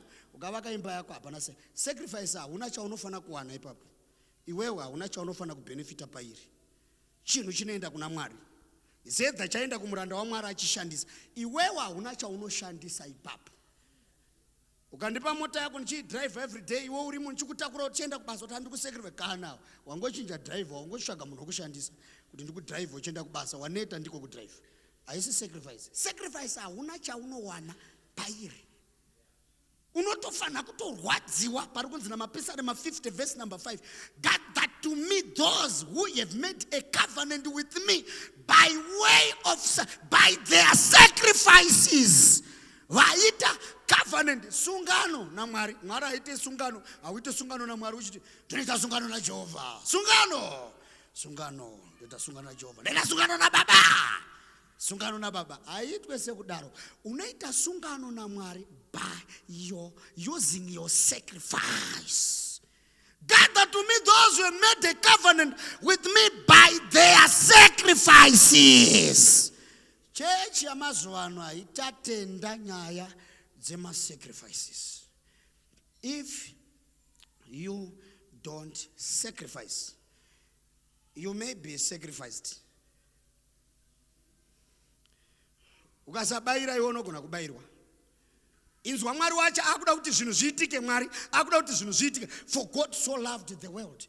Mwari adanyika that he gave his only begotten son. Iye mwana wacho ari kunzi apiwa kunyika kuti aurayiwe ave a living sacrifice kuti Mwari zvimuitirewo zvemachechi. Akatoti ndofanira kutoisa munhu panyika. Kana ndichitoda kudzikinura munhu totoshanda nemunhu totoendesa munhu panyika anotoita a sacrifice. Unotonzwa vanhu vachibheja namavanga ake takaponeswa neropa rake. NdiMwari akatoti regai ndiregedzere mwana wangu ave chibayiro kuti upenyu hwemunhu uite zvakanaka. If God could sacrifice for him to have a solution, what about you?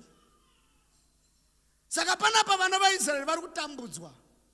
Mwari ndopa akati kuna Gideon. Asi Mwari wakanaka umani. Hanzi Gideon, tora bhuru rababa vako ero. Pwanya aritari yababa vako. Sacrifice. Because when you fight battles of life, it's a sacrifice against a sacrifice. If you don't sacrifice and then you think you will face a sacrifice, by your mere words, you are wasting your time. Musapungoti vanhu veve vanoyera vanotyiwa veve. Chinoita kuti areme zvinhu zvavanoita shamani. Vanogona kutodhimanda kana misoro 7 ka 1. No, level roda usumuka naro ere. Uya nemusoro mukoma wako nelast born. Akauya so akakutarisa so pa Christmas.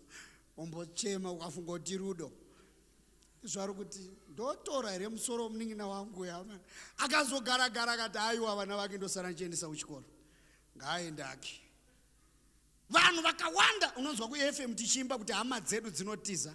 Inzwa imwe verse noti dzimwe dzacho dzinotitambudza. Tinotozvimba zvinhu zvikuchechi kwedu. Tine hama dzinotitiza kwoita dzinotitambudza. Hama dzedu tinotozvimba, hama dzedu dzinotiza. Dzimwe dzacho dzinotitambudza. Ladies and gentlemen, if you are not a woman or man of sacrifices, forget about winning battles of life. If you don't sacrifice, you are likely to be sacrificed. And if you don't sacrifice for what you want to have, what you want to have may become a sacrifice.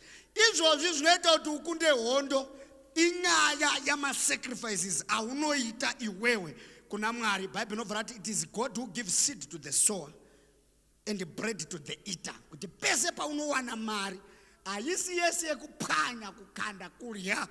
Pamari yako yaunowana unofana kuziva kuti panofanira kunge paine yekudya koita yekusita. It is God who gives seed to the sower and bread to the eater. Rugare kune vanotenda. Now, kana Mwari vakadi kungoti, right? Akumana 1 Kings chapter number 3. Solomon akabva sacrifice 1,000 bulls. Achipedza ipapo manheru acho, manheru. Kwete next year, manheru. Mwari ndobva auya kumba kwakanga kuna Solomon. Akati Solomon, Mwari andibatsira zvandiri kunzwa panapa. Let me close my mouth. Solomon, unoda kuti tikuitirei? Haana kumboenda kuti ana Johnson uripo rapo. Maizanda muda kuitirwei? Vanhu vevillage uyai pano ndauya muguta ndini Jehovha Mwari wenyu. Unganai ndikuudzai mamine zvatoda kukutaurirai one by one. Munhu ngamire nemudzimai wake ndikutaurirai zvaitika mumhuri. Akaenda kuna Solomon, akataura na Solomon chete. Wedza anga iri kumba kwomukadzi mukuru, haana kutaura nemukadzi mukuru, akadhira na Solomon chete. Akati Solomon, unoda kuti ndikuite because zvawaita izvi zvinoprovoka kuti tiuye. Hashi, kune vanhu vanotsvaga Mwari, koita vanhu vanokonzeresa Mwari kuti auye kwavari. Solomon haana kutsvaga Mwari. Solomon wakakonzeresa kuti Mwari auye kumba kwake. Unondikuitire zvikanzoda kuti ndigare zvakanaka nevanhu vadzaiwa. Zvese wataura but panyika mfanaka nezvawaita izvi usina mari ma1, usina pfuma ma1. Ndichakuropafadza zvokuti hakuna mumwe munhu achava nekubudirira kwakadaro neuchenjeri panyika. Even up to now. Hakuna munhu achava neuchenjeri. Unozwa munhu akabudirira kusvika Queen of Sheba. Aenda kunoona breakfast yemukomana akasacrifice 1000 bulls. Kuti tomboona kuti tafura yenyu yakamira sei. Kungonoona so breakfast. Ati munozwa kuti munomuteti nevanhu vakawanda vanomwa tea vasingadye breakfast. Boss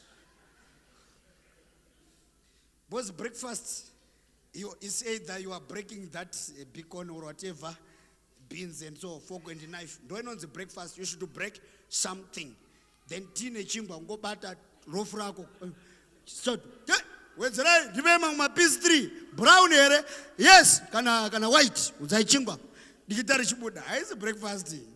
Tea nechingwa chauri kuita. Breakfast. Breakfast panoro wachero. Aurove mapisi matatu echingwa. Ukatongona chingwa chawanda zvokusvika 5 mapisi harisiri breakfast. Harisiri breakfast. Itina chingwa. Yatoti kumusha unogona kupisira pamoto kuita sugar muspoon. Mweza pamoto tipfiriri. Mwosvika mupoto kuti pfo. Nozvataita kusema yochinja kala shamari. Vakutoisa sugar ndatobata mumwe munhu akaita zvandakaita izvo. Vakutoisa sugar vakutorowa. Nhamo yakaoma. Nhamo. Akazonzi nemwe mukoma wangu, tanyanya kurara pasi, tofanira kugadzira mubhedha. Saka zvakaita zvikadzi, hande tinotora ivhu, tairotora ivhu, titakura ivhu, tichiunganidza kusvika ivhu raita so. Tikashepa kunge chishepi chemubhedha so. Kwakuwaridza bonde pamusoro. Wanozwa kwe muzukuru wangu achiti nhasi handisi kurara pasi, ndoda kurara pamubhedha.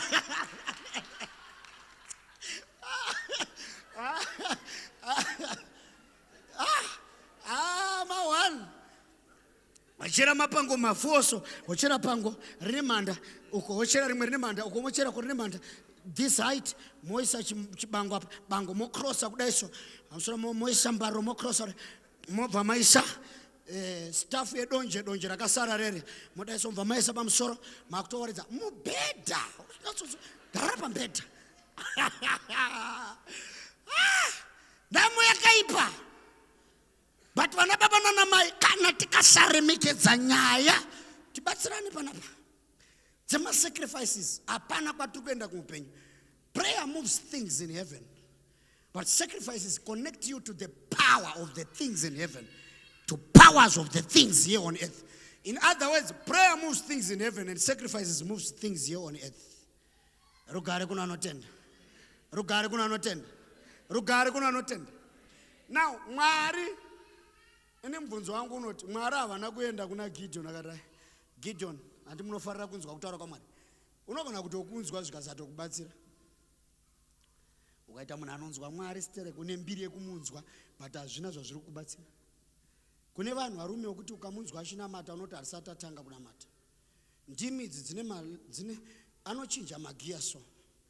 Akambokurera panana agaduse, agalete, agadu, agades, agadali, agadebe, agadudush, akaenda pana baleto, bebeles, bibis, ebelai, bebilit, ebele, ebibis, ebedai. Akaenda pana siso, Sicilia, Sisus, Asiza, Asesen, Aseselai, Asesen, Aseselai. Anokurovera zonya sasa. Unozwa uri wega sononya. Asati ndakuziwa, asati akutozwa ABCD of tax zokubona. Akasvika so kuna natio de tiklo, atala, atuzi. Anana zizilio zazale, zazane, zazafino, zazafe, zazen. Nonyazonzwata tishiri kure nechipostori. Azukazomutera kudai so. Bhutsu 1, masokisi akabvaruka. Hadzina kana mari, foni yacho yakapedzera kuenda paWhatsApp kudhara because data hana. Mamessage anopinda imomo please call. Vanhu vese vari mufoni imomo hapana necapacity yekumupa $20. Inongori nyaya yembudzi, mbudzi dzenyu dzakadya garden chim. Hapana kana group remari rimo. Ladies and gentlemen, you need to believe in prosperity. He became poor for us to be rich. But mubvunzo wangu baba, pay 10 minutes, 10 past 10 apedza.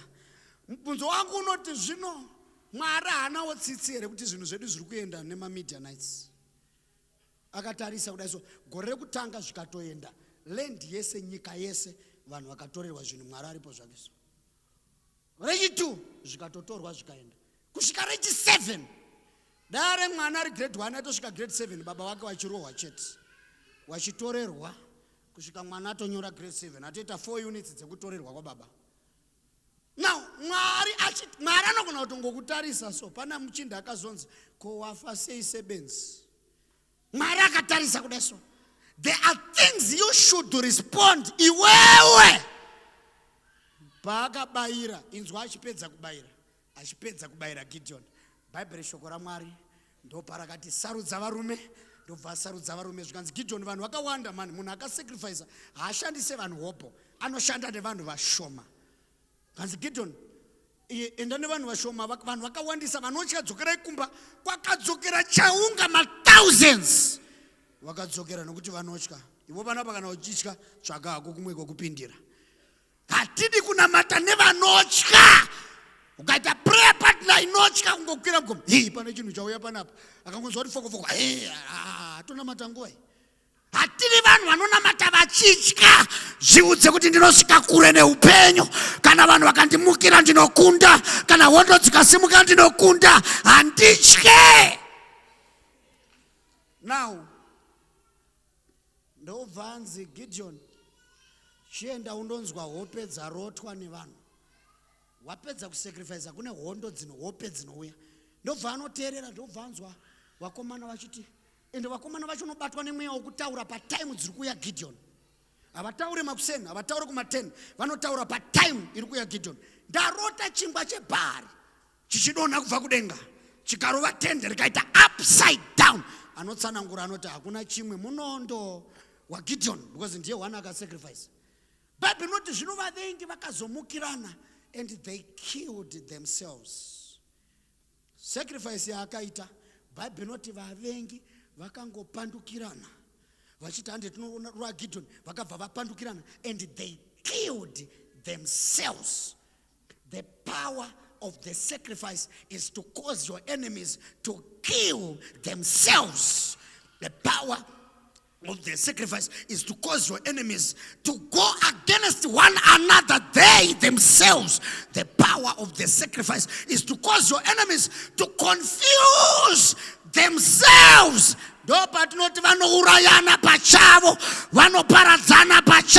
A sacrifice will cause them to do that. Ndokuwina kwakaitwa hondo ishi. Saka pavakatora 7 years vachitadza kuresponda, zvinongotorawo 7 years musina kuwana mhinduro. Time yauchatora usingaresponde kuzvinhu zvakuti Mwari akurwire, time iyoyo iri directly proportional to your level of ignorance. Now, Ande panapa pana 2 Samuel.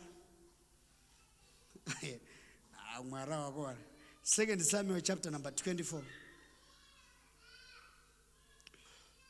Verse number 24. Verse number 18. Inoti zvino Gad akaenda kuna David zuva iro. Akati kwaari, enda undovakira Jehovha aritari paburiro raArauna muJebhusi.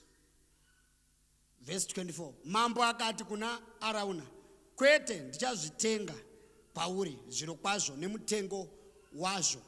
Uye handingabayiri Jehovha Mwari wangu zvipiriso zvandisina kutenga. Naizvozvo David akatenga buriro nenzombe namashekeri esirivha ana 50. David akavakirapo Jehovha aritari. Verse number 25. Akabayira zvipiriso zvinopiswa nezvipiriso zvokuyananisa. Naizvozvo Jehovha akanzwira nyika tsitsi. Naizvozvo Jehovha akanzwira nyika tsitsi. Denda rikapera pakati paIsrael. Now here people are dying. Pane denda rakaburuka. Denda rikauraya varume vakatombofa ipapo. About 70,000 died. Mwari akatarisa. Musangoti Mwari anovhunduka nekufa kwevanhu. Kune vakatofa paRed Sea vakawanda. Kubhuku yaJoshua kunototi kune matombo akaburuka achitouraya vanhu. Zvekufa kwevanhu hazvimboshamisa izvi. Nemwanakomana wake chaiye wakatofa akazomuka. Saka zvokuti ungashamiswe kwai rufu rwako runokosha Sterek, kana shamari. Ukasatozwa zvokuita panyika panapa unorowa pasi. Ukaita zvokutamba vana vako vanopera, vanhu vachikupedzera iwe usingagone kuresponda. Now panapa David akatuma vanhu akati ende munotora census, verengai vanhu. Vanhu bva vaverengwa zvikanzi mafigures ndobva ataura. Mwari akati atiuverenge vanhu ndiani? Ndiani atiuverenge vanhu? Zvinonzi denda rikauya rikauraya vanhu 70,000 men died. 70,000 they died in the eyes of God. Ndobva David achema achinamata because prayer inofana kuzokupa solution. Rekangoti Mwari pindirai. Bvunza kuti Mwari munoda kuti ndiitei panguva yakadai. Vashoma vanopinda muprayer vachibvunza Mwari zvokuita kuti sei business rangu risiri kufamba ndiudze kuti ndoita sei. Bible rinoti achinamata ndopa pakazoya muprofita achiprofita. Gad akaenda kuna David akati mambo mirai zvokunamata. Mwari ati itai altar kuti denda rimire rinomiswa nealtar. Ndopa David paakaenda kuna Arauna ndobva asvika zvikanzi mambo kana iri nyaya kuti denda rinomiswa nealtar ndogona kupai mombe mahara zvikanzi handipe kuna Mwari chinhu chisina kundikostira. Because kana iri sacrifice inofana kukukostira. No munhu anenge achanzi baba ndakusacrifice ndakagaragara nhumbi inobva ndakusacrifice nemukono wangu $10. Amana $10 mukono here. Ndakusacrifice unyatsona kuti ameno. Ndakusacrifice ne$10 yangu. Baba ndakusacrifice ne$100 yangu ndakusacrifice. Ipa hako offering kana kudyara. Kana zvazve kusacrifice zvinofana kukurwadza. David anoti zvinofana kundikostira inini. Zvinofana kuti zvindite sei? Zvindikostira. It should cost you. Kunzwa kuti wapedza so warara so noti decision yandaita payback. Ndendazwa. Kana adzimai wako so imi. Ndimi mega ari pachechi baba. Ndimi mega manyanya ita sei. Uchidikitira so nezvawaita ndo inonzi sacrifice. Ukaona kuti ndaya ka sacrifice. Uchibva kwako uchifara kunda hako gamuchira hakupa unotamba. Sacrifice hautambe chinhu. Hautambe. Rinoti vanodyara vachichema vanokohwa nemufaro mukurusa. Those who go before the Lord weeping, bearing precious seeds. Precious chinhu chinokurwadza pamoyo. But chikunetsa kuti Mwari vaite serious nenyaya dzako iwe uchita mafanis nenyaya dzawo. Ndopa zvinonetsa mai. Vamwe amai vakauya kwandiri. Vakati hanzi Father, mwana wangu chikoro zvaramba. because baba vakaita sei vakafa handichakwanisa kumuendesa kuuniversity. Akati shuwa zvikanzi atodzorwa akumbako anga achiita law mazuva iwayo. Ndikati pakanaka. Right. Zvikanzi tonamata. Ndikati zvekunamata tanoita nazvo ndozvatagara tichiita. Asi mukomana atodzorwa tiri pakunamata. Tofanira kunyumwa tofurira mberi akatombomira totsvaga kuti chii. Ndikati mother sacrifice haina ndimbonzvenga kudai so kana ukaregera ende handitombokutera kukubvunza kuti makazoti chiine nyaya iya ko ndezvakozve ko ndinei nazvo whether waita kana kuti hauna. This is your life. Salvation is for free, but these things will oga. Make sure that you do the right thing. And if you don't do the right thing will not happen. Ndobva ndavazvikanzi handina ndiraida kuti ndisacrifice zvino handina. Ndikati koendawa muchinyepa. Zvikanzi mombe yandinayo ndeyeumai chete. Ndakati yakanakira kuti yeumai ndeyenyu, hapana nokubvunzai. Munhu adya mombe yake yeumai hapana nomubvunza. Ndobva zvikanzi ko zvino hanzvadzi dzangu chii. Ndikati idzo hanzvadzi dzenyu dziri kumboendesa here mwana kuchikoro? Dziri kutonzwa kuti mwana adzingwa havana kana basa nazvezvi. Itai zvinoita kuti mwana aite sei. Nokuti chinonetsa baba ndechekuti tiri kunyanya kunzwira vatendi tsitsi ivo vachitsitsirirwa nezvinovanetsa. Nokuti unovanyara. Ndakafara baba vachiti munhu wausingaudze chokwadi akaziwana anomudza chokwadi munhu iye anokushaudha wakanditambisira nguva yangu. Now ndobva ndati etorai mombe yacho yeumai muye nayo tiite zvaMwari panapa. Ndobva vanoitora yawiwa nayo nenyanga dzayo yeblack pamba pedu 4. Ndikati it's okay ndinoiuraya. Tikatora komana uraye mombe kauraya. Ndikati isai mfiriji. Ndikati mother apa hapana chatokupai kana muswe kana ropa remombe kana chii. Haudyi sacrifice yako. Zviro zvinoyera izvi. Fambai nerugare. Mwari akukomborerei tisangane kuma-results. Very radical. Amai vaya vaenda kumba makuseni vatumira mukomana chienda kuna pastor unonamatirwa. Ndikati dzoka kumba kwenyu ena unotora bhegi uende kuchikoro. Zvikanzi ana mari yekombi. Ndikati enda unoona zvekuita enda. Ndokutora bhegi ndobva uya naro kufambe zvakanaka. Mwari akukomborere. Transport yanga yaenda i1 kombi inogara nzvimbo iyoyo. Ndobva atanga kufamba netsoka. Kufamba netsoka kuti aende kutara kunobata makombi. Ndobva akadhumana nevamwe varume vachidarika nemota yavo 4x4. Sio mukomana tibatsire mukomana pinda mota. Ndobva akapinda. Zvikanzi ko ningirikini ukuenda kupiko? Andira umhanya unobata makombi kutara ndaenda kuHarare. Handodzidza kuuse it. Anzei unopinda chechipi? Si wanga kongo yekudzidza uri kuite zvikanzi ndakashaya fees. Saka po uri kuenda unayo zvikanzi handina. Ngoshana nekutenda. Zvikanzi unopinda chechipi? Zvikanzi FM.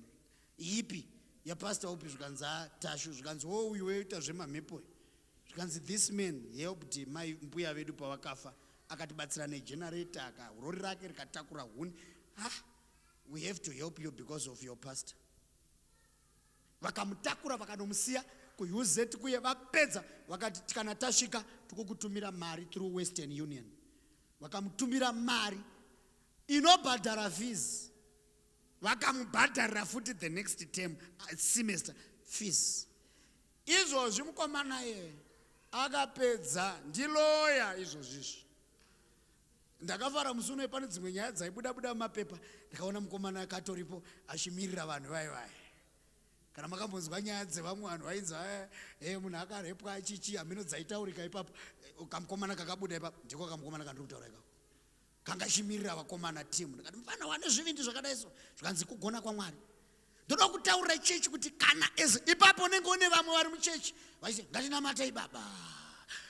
Chovhai baba prayer. Watiwedzerei mazuva baba.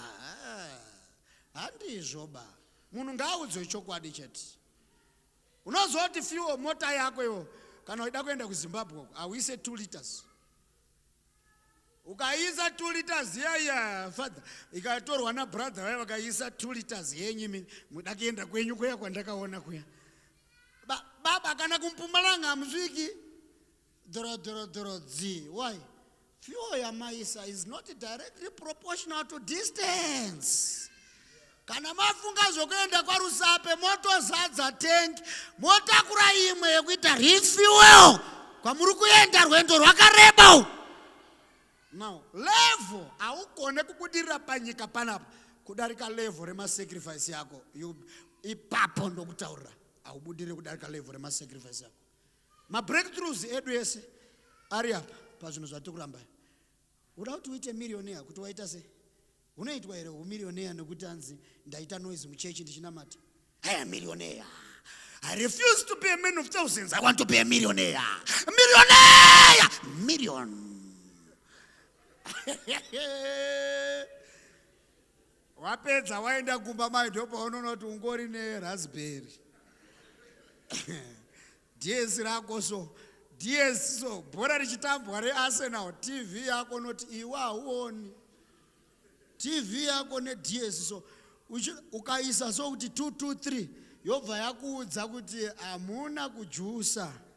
Amuqualify kuona bhora. Uchienda pa next door unoona richitambwa uchiuya pa TV yako yakakura. Iwewe pano hauoni. Hauna kujusa. Zvinhu zvausiri kuona izvi ku next door vari kuona because vakaita zvinodiwa. Ladies and gentlemen, Baba Jakata, secretary, nevamwe vari munomo vane mabusiness varuda kuti vave vanhu vapfumi, vanhu vane mari. Uyamutore chinhu ichi baba. Mangwana ndozopesa nyaya dzangu. Vanhu vane mudakita vanhu vane mari vanoremekedzwa. Vane mari yakawanda, vapfumi. Kuti maitei? Chii chamaita? Mahimu anotoimbwa kana kubhawa vapane time yavanesa mahimu vakuvhara bhawa. Vanotovhara nemahimu. Nditarire nekufara ichirohwa so bhawa richivharwa. Dzirengedza skadi. Rongedza makreti wasara ungani pachirohwa nditarire nekufara. Pane mazuva aimbwa mukadzi muSamaria akabvunza zvikadzi madzibaba edu ainamata mugomo ripi. Vanhu vachitamba masteps mubhawa.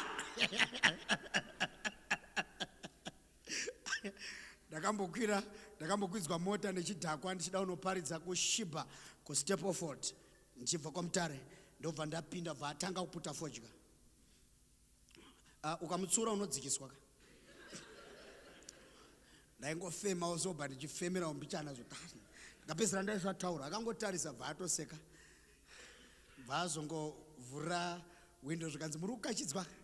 Ndakati zvikanzi ndozva zvinoita kana usina yako. Kana usina yako toshanda nezviripo mudara. Gara zve muri kuenda unoparidza. Ndakati ndinoenda unoparidza. Zvikanzi it's okay hande mudzanga wangu ndicho ndikarova iwo ndongorova wechi2 wechi3 ndobva ndowanzorova 3 kana chitravel. Saka unofanira kutoti Mwari ndisimbisei ndishingirire pamitatu. Akaurova akapedza ko ndikadzika ndoenda nei. Hakuna kombi, hakuna bhazi. Ndionererwe inansa ndasvika level rekuti disappear nekuapia. Ndotomboshanda neirori rokuputirwa fodya uri mwe. Kusvika undagona kuti ndinsaElijah kuti disappear. Zvino rovha unobva wazongoonekwa uri paAzotas uchiparidza zvokuti waenda sei. Handisati ndasvika ikoko baba ndotomboputirwa hangu handifaniri kuonererwa. Puta henyu baba.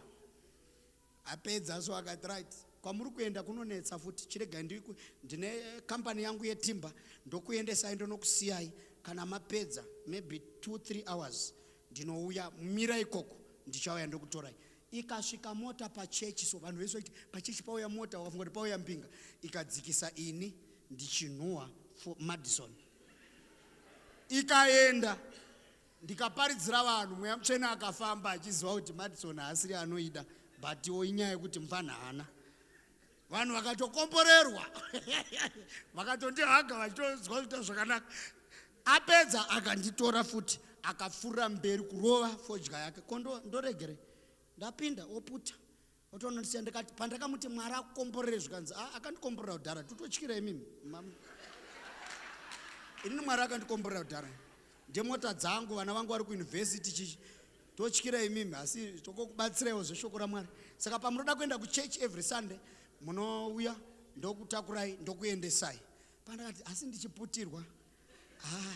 Kana no weapon formed against me. But makuseni uchimuka unyatsonoti but muchinda fodya rinana andiputira ake ndichienda unoparidzira vanhu. Panoti vanhu vashaya mufundisi. wonditakura oenda mwezi wakazomwa akatodhakwa imomo zvikazi kana mota yakubuda munongonditsura nhasi ndakadhakwa asi handingakupei nokuti hamuna license famba mufundisi wangu Mwari mumuitire zvakanaka asati ane chinhu akatoenda neni akadzoka neni nenyaya yekushaya kuti upenyu huchinje ndakatozodzidziswa zvemasacrifices imba namata tsanya achita zvese kana usiri munhu anosacrifice family yako haisumuki. And God commanded David to sacrifice. Mwari chaiye udza David aite altar ndimise denda chirwere chiri mauri unogona kuchiramba nemasacrifice. Saka maenvelope andakupai aya ndeyekuti iwe nemhuri yako panze redzikinuro remunhu pfuma yemunhu inogona kudzikinura upenyu hwake. Bible inspired word of God. Tsvaga sacrifice ine chekuita. Hai, zvinhu zvacho zvakawandisa. Unoziva kuti haugone kupinda museason usina mbeu yeseason iyoyo.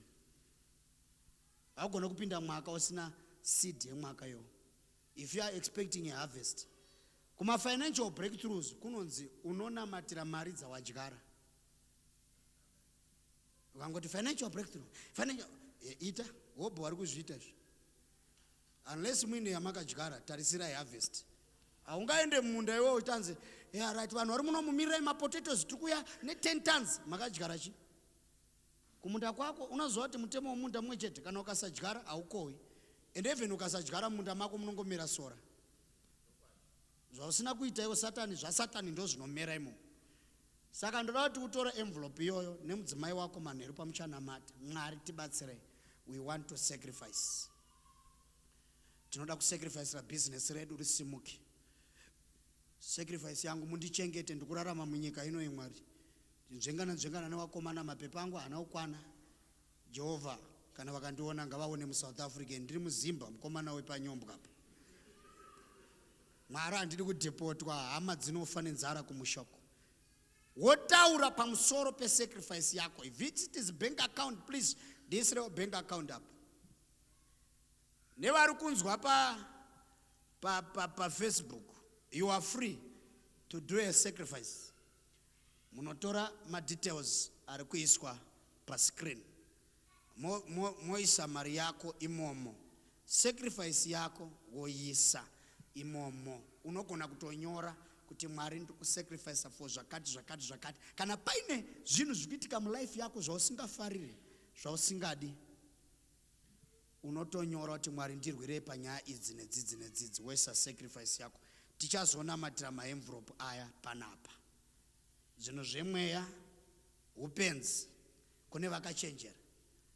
Ndakagara pana ndichida kuti ndapedza kuparidza pana mukadzi ari muBhayibheri munguva yenzara, the Zarephath woman.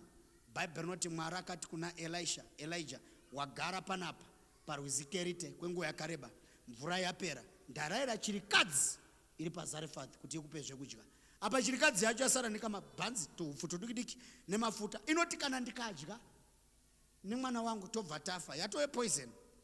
Munhu waMwari anoenda ipapo achiti Mwari andituma kuti ndidye zvamuinazvo. Munozvigamuchira here ndikauya kwamuri chiti Mwari andipei mari yenyu yamuinayo yese kuti life yenyu iende pa next level. Ndimi kamuda kusimudzirwa. Uyu mukadzi uyu ari apa. Vangani vedu panapa. Iro Bible nobva rati paiva nechirikadzi dzakawanda panyika. Asi Mwari haana kudzituma kune dzese panyika yeSidhoni. Mwari wakatuma Elijah kuchirikadzi ichete.